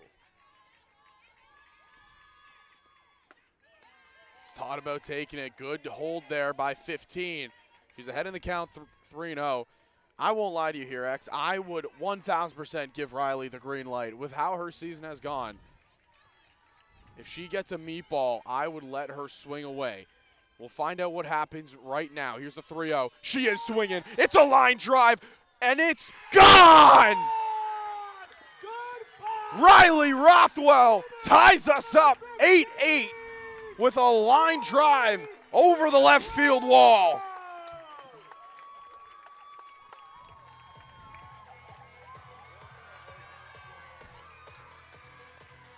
The Hawks have come all the way back. It is 8-8 here in the fifth. Durham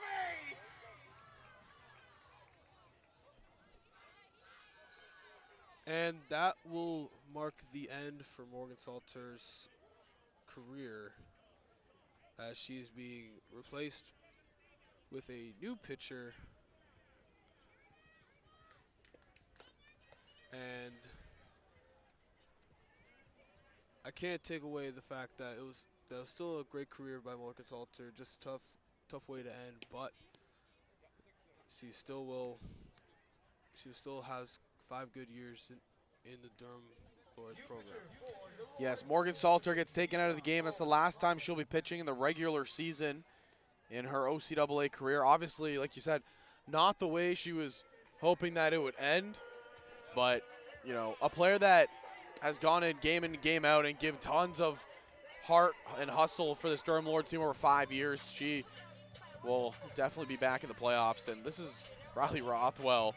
This is the nice trot she had back. She's so happy she can just take her time around home plate. But this is it again. Right over the heart of the plate. It was a line drive that just kept on rising. Mind you, it was a 3-0, knowing that she's gonna have the green light to go. She took all the advantage of it. Friesen now. She singled in an RBI her last time up. This is Lone in the dirt.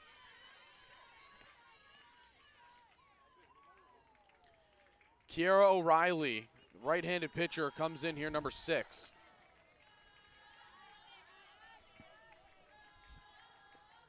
Friesen foul tips that right off the catcher.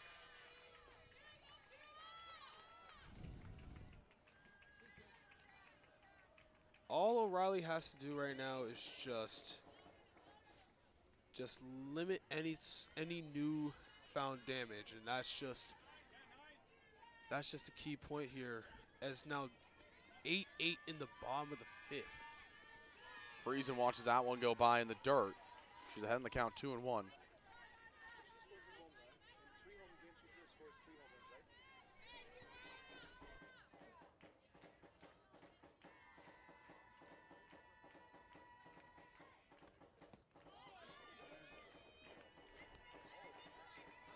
Ball low and in for 3-1 now.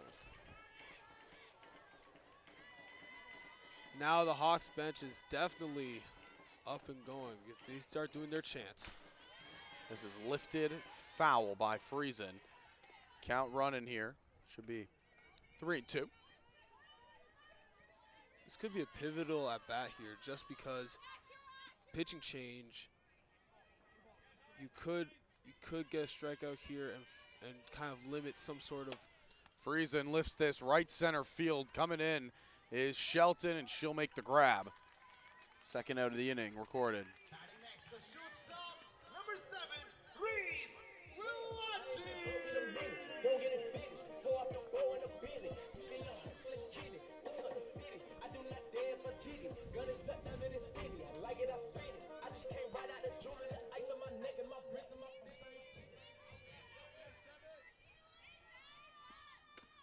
Reese Veloci coming up here.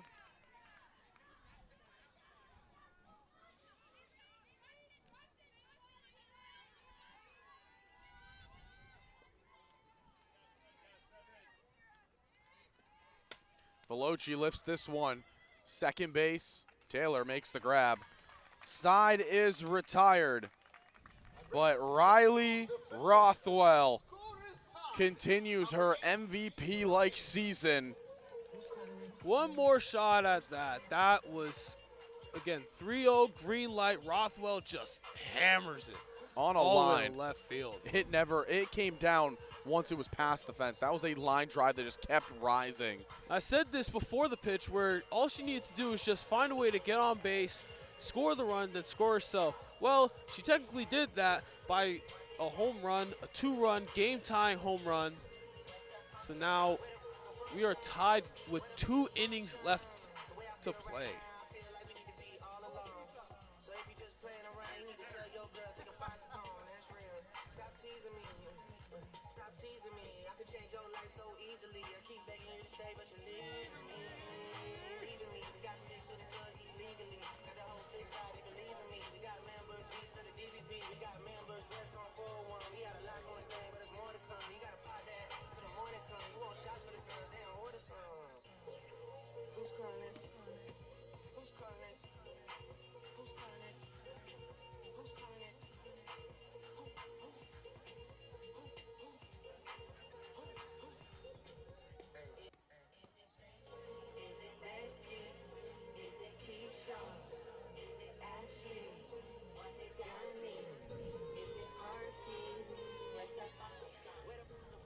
Batting next, the catcher, number 22, LC Wilson.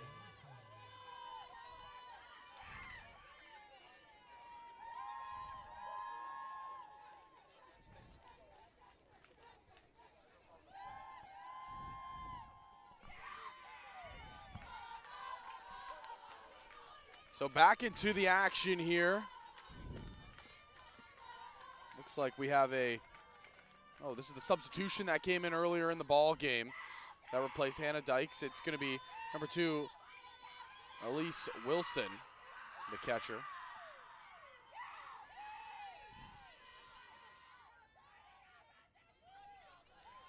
Wilson comes in, and she's already heading the count here, 2-0. This is definitely a pivotal part of the game, a pivotal part in this inning where things can sway one way or another depending on how Bomberry pitches.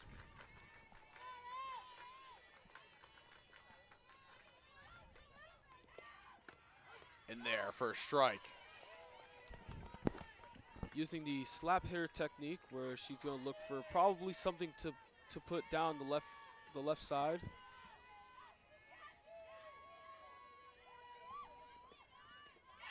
And she's ahead in the count here, 3-0, and this is the kind of the last thing you want to do if you're Bomberry. Walk the number 9 hitter. The number 9 hitter, yeah.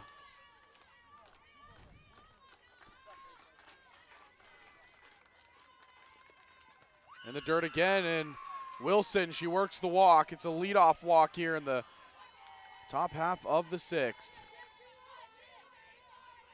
Batting next, number 2, Jessica Green. Now it's back to the top of the order with Jessica Green on up to bat with nobody out but a runner on first. Definitely a threat to put the ball in play. Green watches the first one go by for strike 1.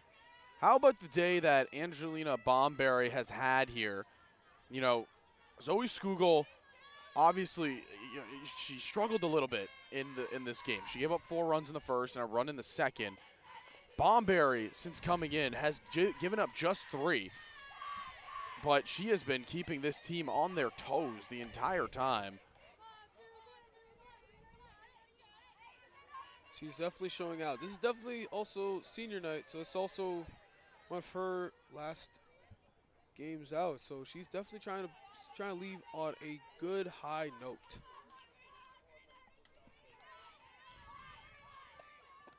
That's low and away. 1-1 here. And it looks like we have a double barrel action. It looks like Maddie Friesen is warming up in the bullpen for the Hawks, but partner also behind us warming up is Michaela Brown. So Humber has 2 pitchers that are slowly getting ready to possibly come into this ball game. This one's hit on the ground to second. Greer comes over, makes the play. And advancing to second is Wilson on the ground out by Green.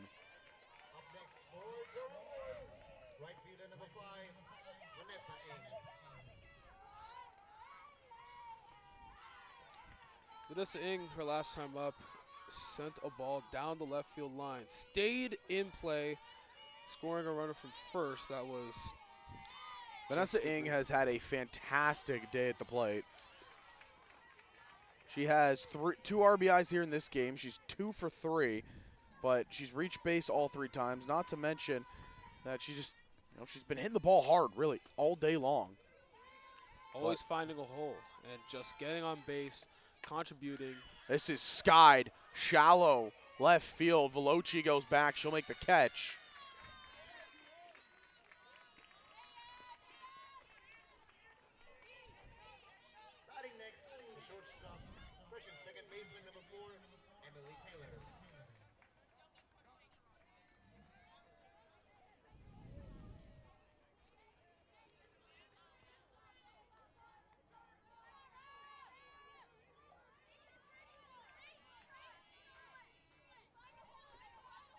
Emily Taylor coming up here.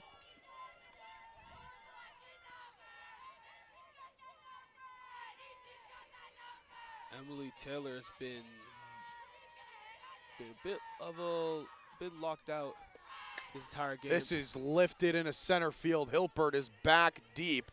She'll make the grab. The Hawks hold. And what about the day of Angelina Bomberry? I mean, she came into a situation that looked a little bleak, and she has made the most of it. It is an 8-8 ball game in the bottom half of the 6th.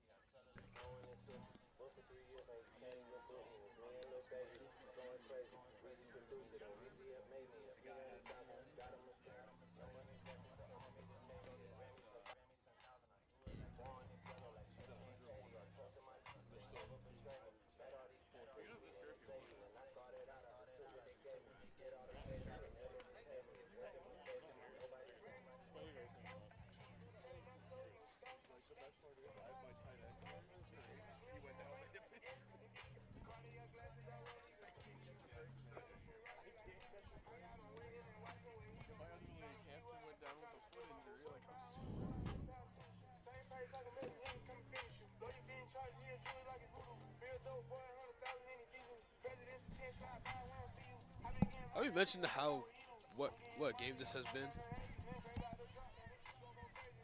Again, I said it at the start of the first game, but when this schedule came out and, you know, you saw that the Durham Lords taking on the Humber Hawks to end the season, I mean, you had to have this circled on your calendar. I mean, if you didn't, you were just a psycho. And I don't want to speak on that too much because, you know, I don't know if it's going to happen. Shade Hansen just ran behind us to go warm up to pitch. Johnston lifts this in a right field. Coming in is Ing, and she'll make the grab. So again, don't know if Shade Hansen is available, but she's back there with Michaela Brown. So this is where things get interesting because, you know, if you take the lead here, a 1 or 2 run lead, do you just turn to your ace and say, listen, I know you pitched 7 innings game 1. Can you give us 2 more here in game 2? Nah, just 1 more. But you're right. And I'm thinking that they're going to go, they could go Friesen, they could go Brownie, they could even go Hansen. It all depends on who is going to really, it all depends on how the score is going into the 7th. They have a lot of options as Naughton fouls us back. Maddie Friesen, she has been stellar this year on the mound. Michaela Brown, I mean, she has a track record of being one of the best shutdown relievers in the OCAA. She was fantastic last year. She's had a little bit of some hiccups this year, but overall she's been stellar.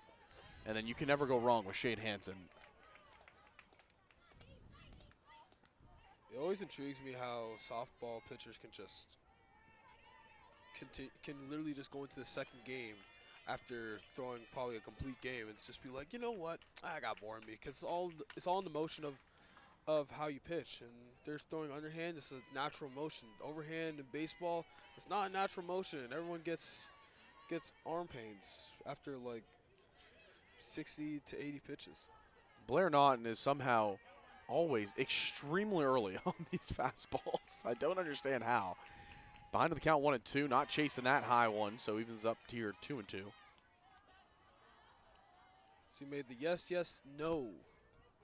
Where just when you think she was going to chase it, nope, pulled the bat away. Foul tips this one into the feet.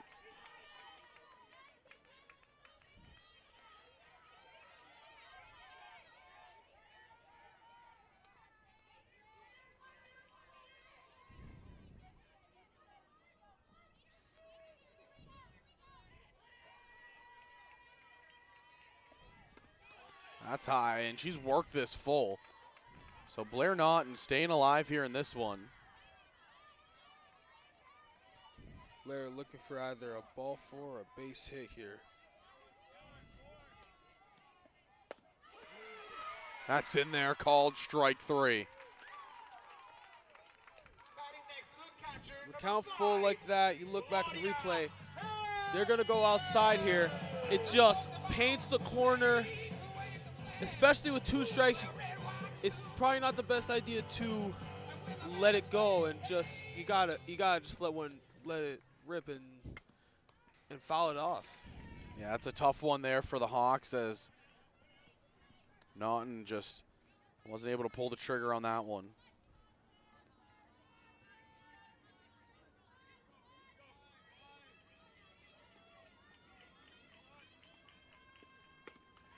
Hansen swinging at that one.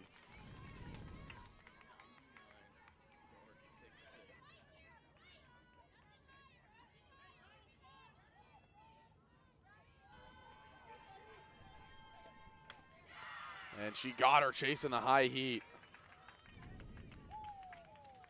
That brings us to the end of the 6th inning. Score is still tied. Humber 8, Durham 8.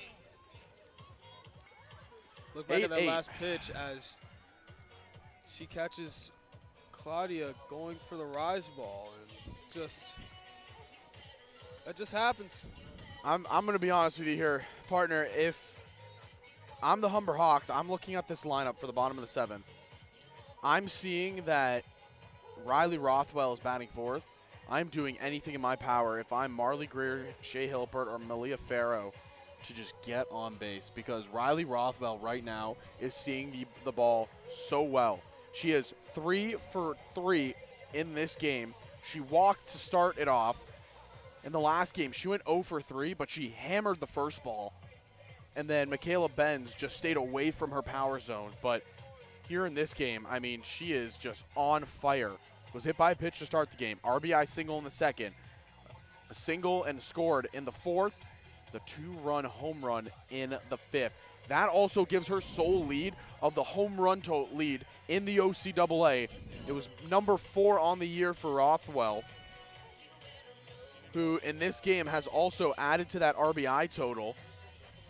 She now sits at 15.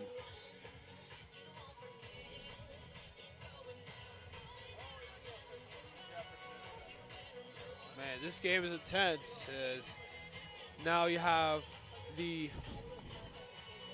4, 5, and 6 up for the Lords. You know, when it comes down to it, the MVP race, it's going to come down to Emily Taylor, Riley Rothwell.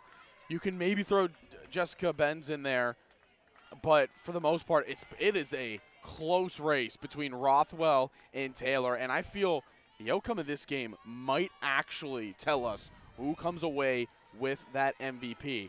You are not wrong.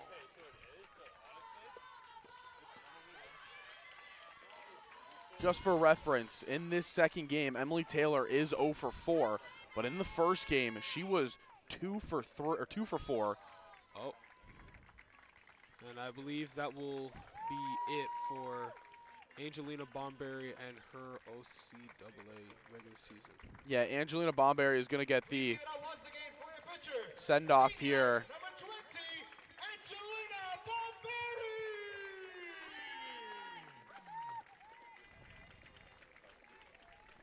Bomberry, for the final time in the regular season, will walk off the field. A Humber Hawk.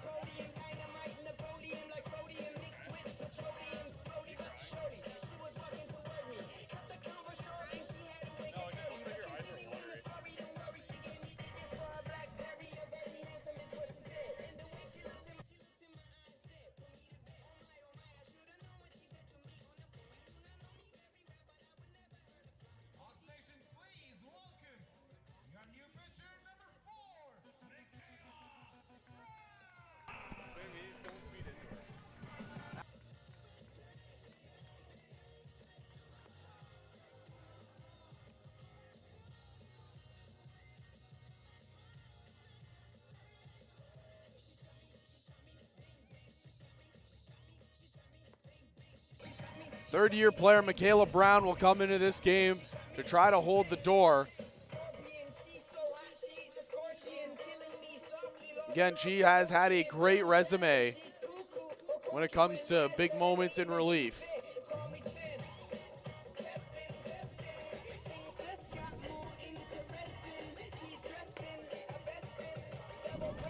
And she has to face a tough part of the order. Jessica Benz, Emily Rowe, and Georgia Clofer.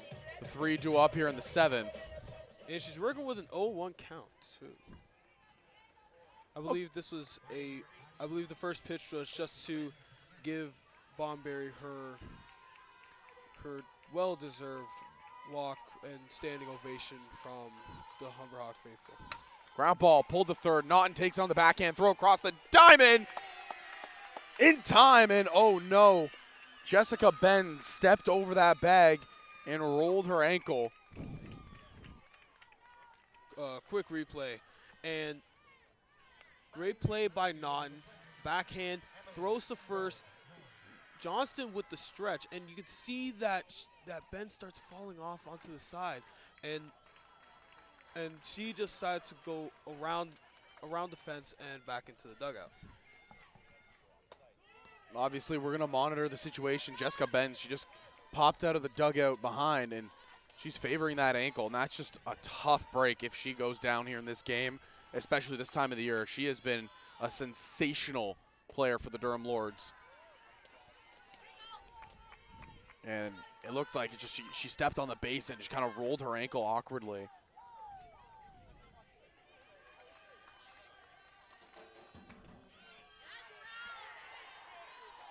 Brownie is staying alive in here. Count goes 1-1. And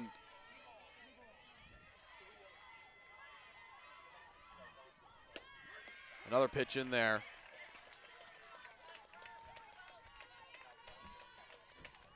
So looking over at the Durham Lords dugout, you can see behind, Jessica Benz is laying on the rocks behind us as Michaela Brown just drops a dime in there. Benz is laying on the rocks behind us, but her sister Michaela Benz came out and is just kind of talking to her and trying to help her out here. She gives the okay sign, so it looks like she's all right. Foul tipped, so Emily Rowe staying alive. I believe the change-up that Brown's been using this whole time, and how devious it looks, and it was good on the 3-1, but 3-2 just a little too high as Rowe just tips it foul. Low in the dirt, ball 4.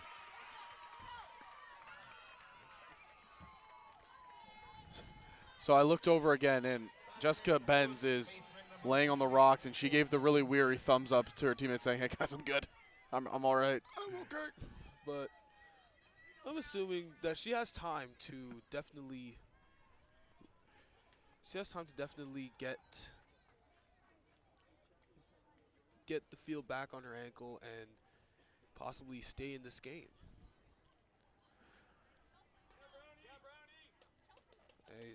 And a pitch runner has been put out.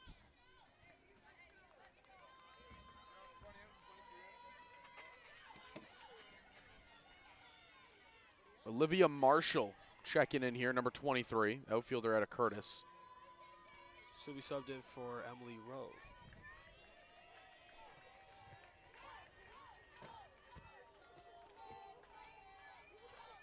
Clofer out in front of that one, strike 1.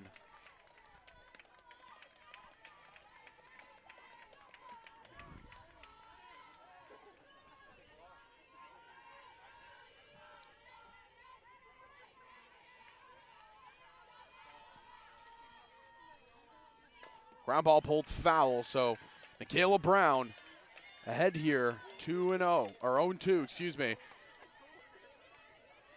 Looking for a big out number 2. You have Georgia Wilsey on deck, Jocelyn Shelton in the hole, and then number 9 hitter.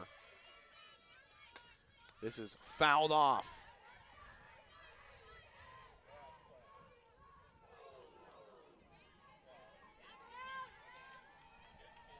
And Jessica Benz looks to be although limping, kind of looks like she's gonna leg this one out. She most likely will. Yeah, obviously, in my opinion, you don't want to see any injuries happen, but really when it happens to a player that can make an impact with just their presence in the game like Jessica Benz can, you just got to hope that she's okay, especially come nationals and come OCAA playoffs.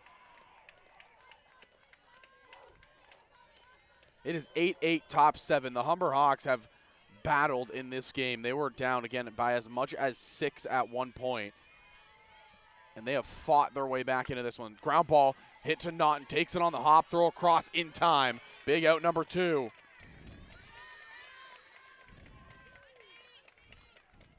Michaela Brown doing what she needs to do out of the bullpen and just getting the outs. Even though there's a runner on second with 2 outs, it's still been a good job by Brown.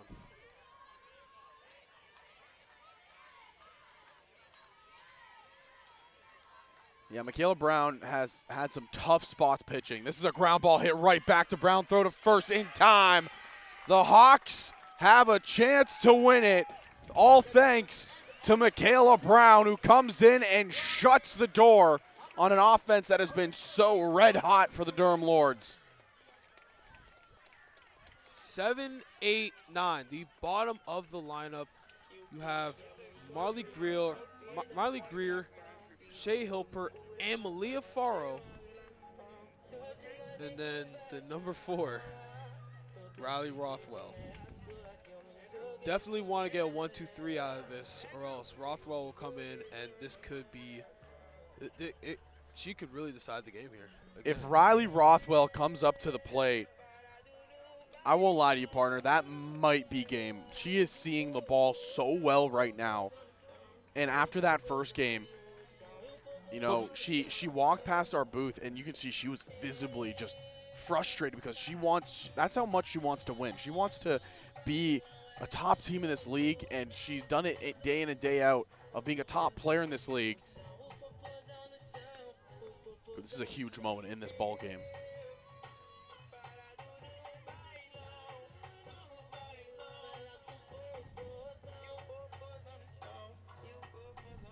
Batting up for Humber, second baseman number 11, Marley Greer.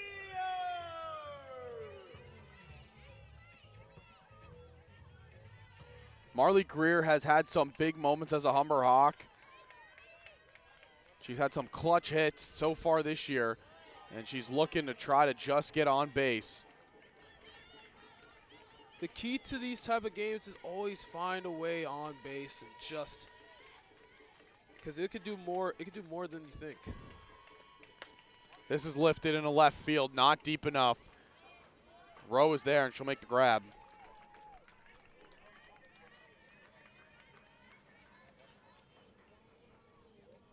Batting next, center fielder number 3, Shea Hilper. Shea Hilpert in here. And again, if she gets on base, it is worst case scenario, the fastest runner the Humber Hawks have. Program leader in stolen bases, sitting at 44.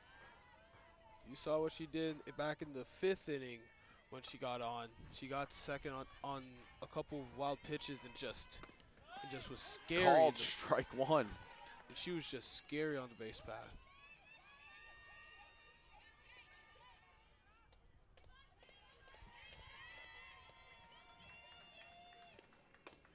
In there, strike 2. Definitely want to just fight for some sort of pitch that's close. Just foul it off in some sort of way. This is popped up on the infield. Catch is made, so 2 quick outs here for the Hawks. Batting next, the left fielder, number 12, Malia Farrow coming up here.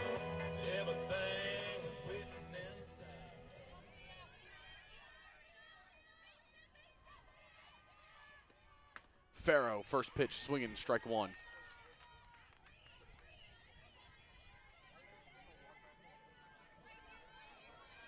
Farrow has hit a home run. That was last year.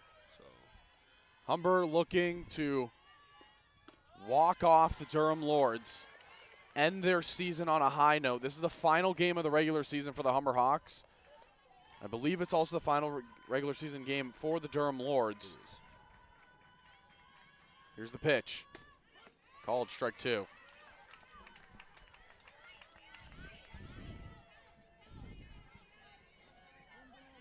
I think the storybook about this team is always about the outside pitch. You want to, I know it's like deceiving that you think it's a ball, but sometimes you just got. Farrell popped up, and this one will sail out of play. So sometimes you just gotta take the outside pitch and take a hack at it, and either foul it off or send it to the right side, and hope for the best. Because sometimes that will be your best friend. 1-2. Hawks number 9 hitter in the dirt. 2-2. And we saw it as well with the home run by Jessica Benz earlier in the game, and how that ball was in the outside. Evened up here, 2-2 on Farrow. In the dirt, 3-2. She's worked it full. There's definitely a very dangerous hitter on deck in Riley Rothwell, so you definitely want to get this out if you're O'Reilly. Ground ball hit to second, taken, and it bounced off the glove of Emily Taylor. And oh man, here we go. Someone yelled Desperado.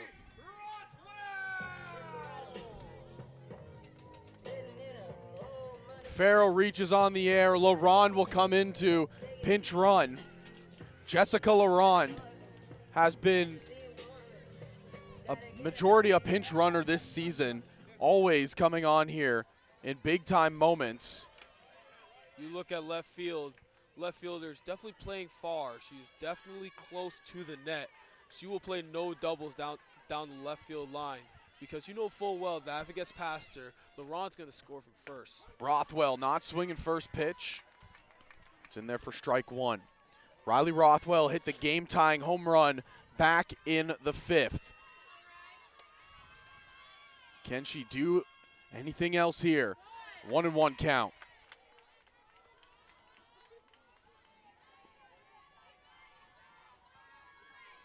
A player that leads the OCAA in home runs, sits second in the OCAA in batting average. Lifts this on the infield. Taylor will secure it. Well, we're going to extras. 8-8 is the score. How the heck did we get here, partner? 8-8 going into the 8th.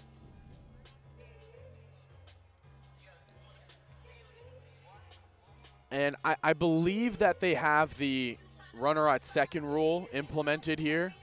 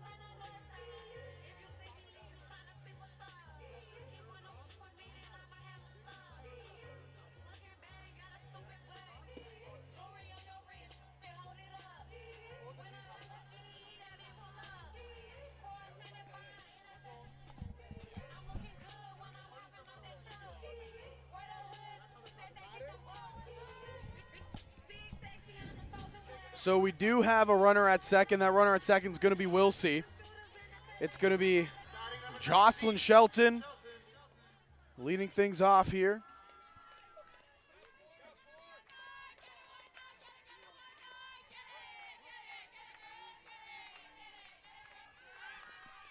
Bunts this, but bunts it foul.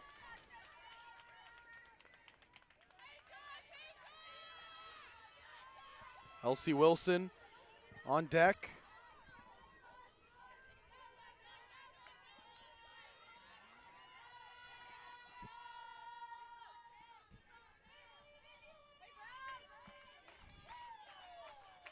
Squares to bunt again. She lays it down perfectly. Throw to first in time. Just a perfect bunt execution of the bunt play, sacrifice bunt. Move the runner to third. Now it's 1 out, runner on third. And they're going to go to the substitutions here. Jaden Bennett is going to come off the bench to pinch hit here for the catcher, Wilson.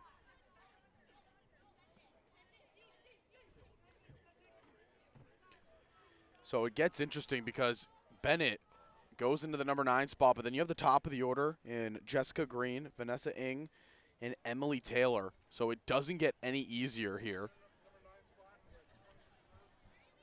We've seen Michaela Brown pitch in some pretty big moments.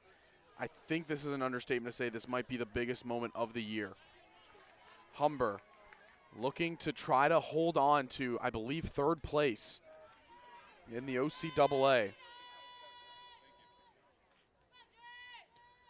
It'll all come down to what can the Sheridan Bruins do in their final games. Back for Durham, number 29, Jaden Bennett.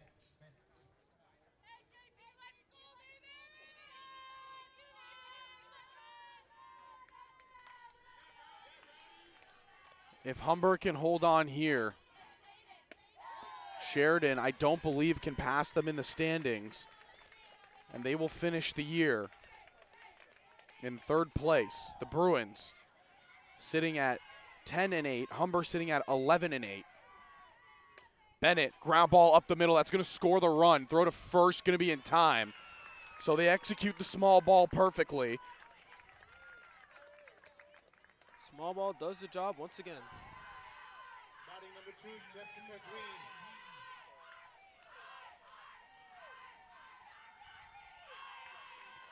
Jess Green coming back up here. 1 for 3 on the day with a walk. She's swinging first pitch, and she's way out in front of it.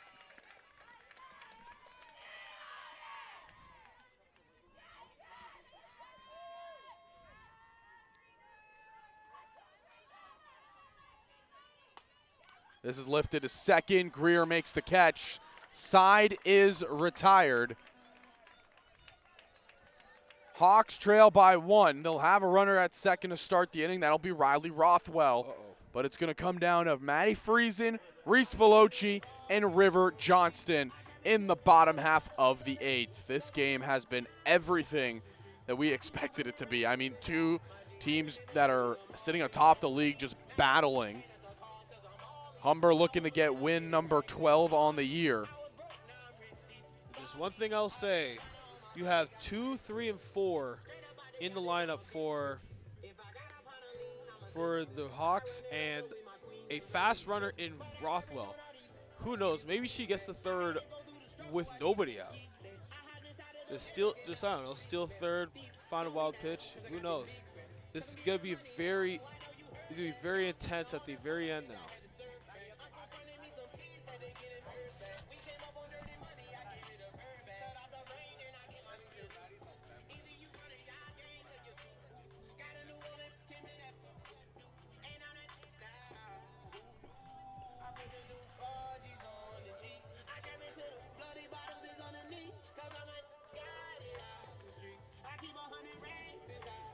So again, Veloci will be up second here. Friesen will be up first, excuse me.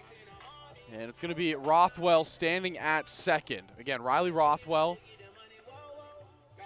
She got hit by a pitch earlier in the game, and it looked like, her arm was cut a little bit. She was a little bit favoring it. She's been favoring her leg a little bit as well, but it's just the wears and tears of a season that have impacted Riley Rothwell.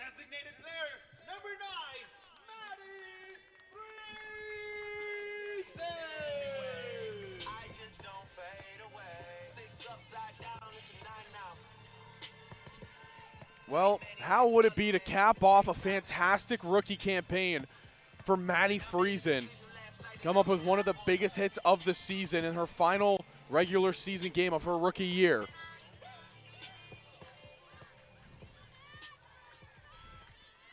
Again, she has 2 home runs, both hit here at home.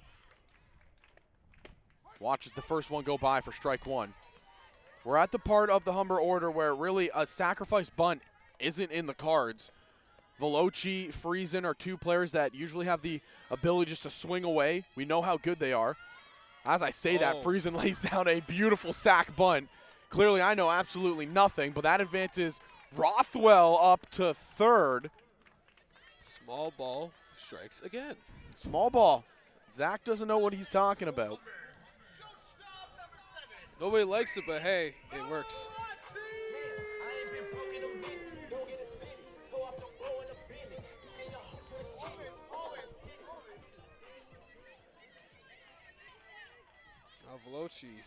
Veloci a chance to tie this game up. Lifts this to deep left center field. Could It's keep going going. back. It's deep. It's off the wall. No, it's gone! Reese my. Veloci hits a walk-off 2-run shot. The Hawks claw from behind and take it 10-9. What a game, what a comeback. Reese Veloci. Unbelievable.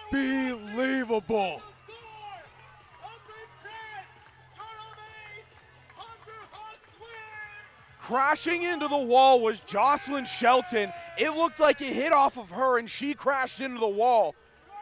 Great But no, effort. it hit off of Shelton, sailed over the wall, walk-off, 2-run shot. The Hawks advance to 12-8 on the year.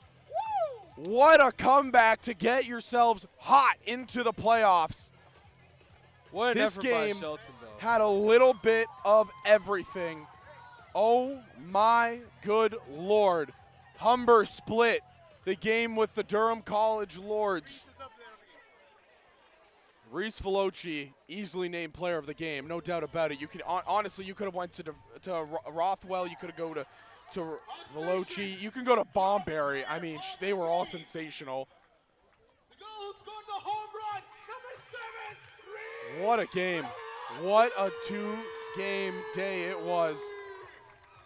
That'll wrap up the regular season for the Humber Hawks. Veloci gets the Gatorade shower. Here's another look at the home run. Veloci, it was outside, and she just lifts it into the left center field. Shelton went back and just crashed into the wall. So it actually didn't go off her, completely cleared the wall. But the way Shelton crashed into the wall, it looked like she got a piece of it. But no, Reese Veloci flexes the muscle, and it's a walk-off 2-run shot. Man, what an ending. What an ending. Thank you so much to everybody for tuning in for another fantastic regular season of Humber Hawks OCAA softball. Humber will be hosting the OCAA women's softball playoffs. Again, that is on the weekend of October 16th. Until then, have yourselves a fantastic rest of your evening from Zach Benoit, the rest of the HSN crew, and Xavier Whittle. Have a nice night. Roll Hawks.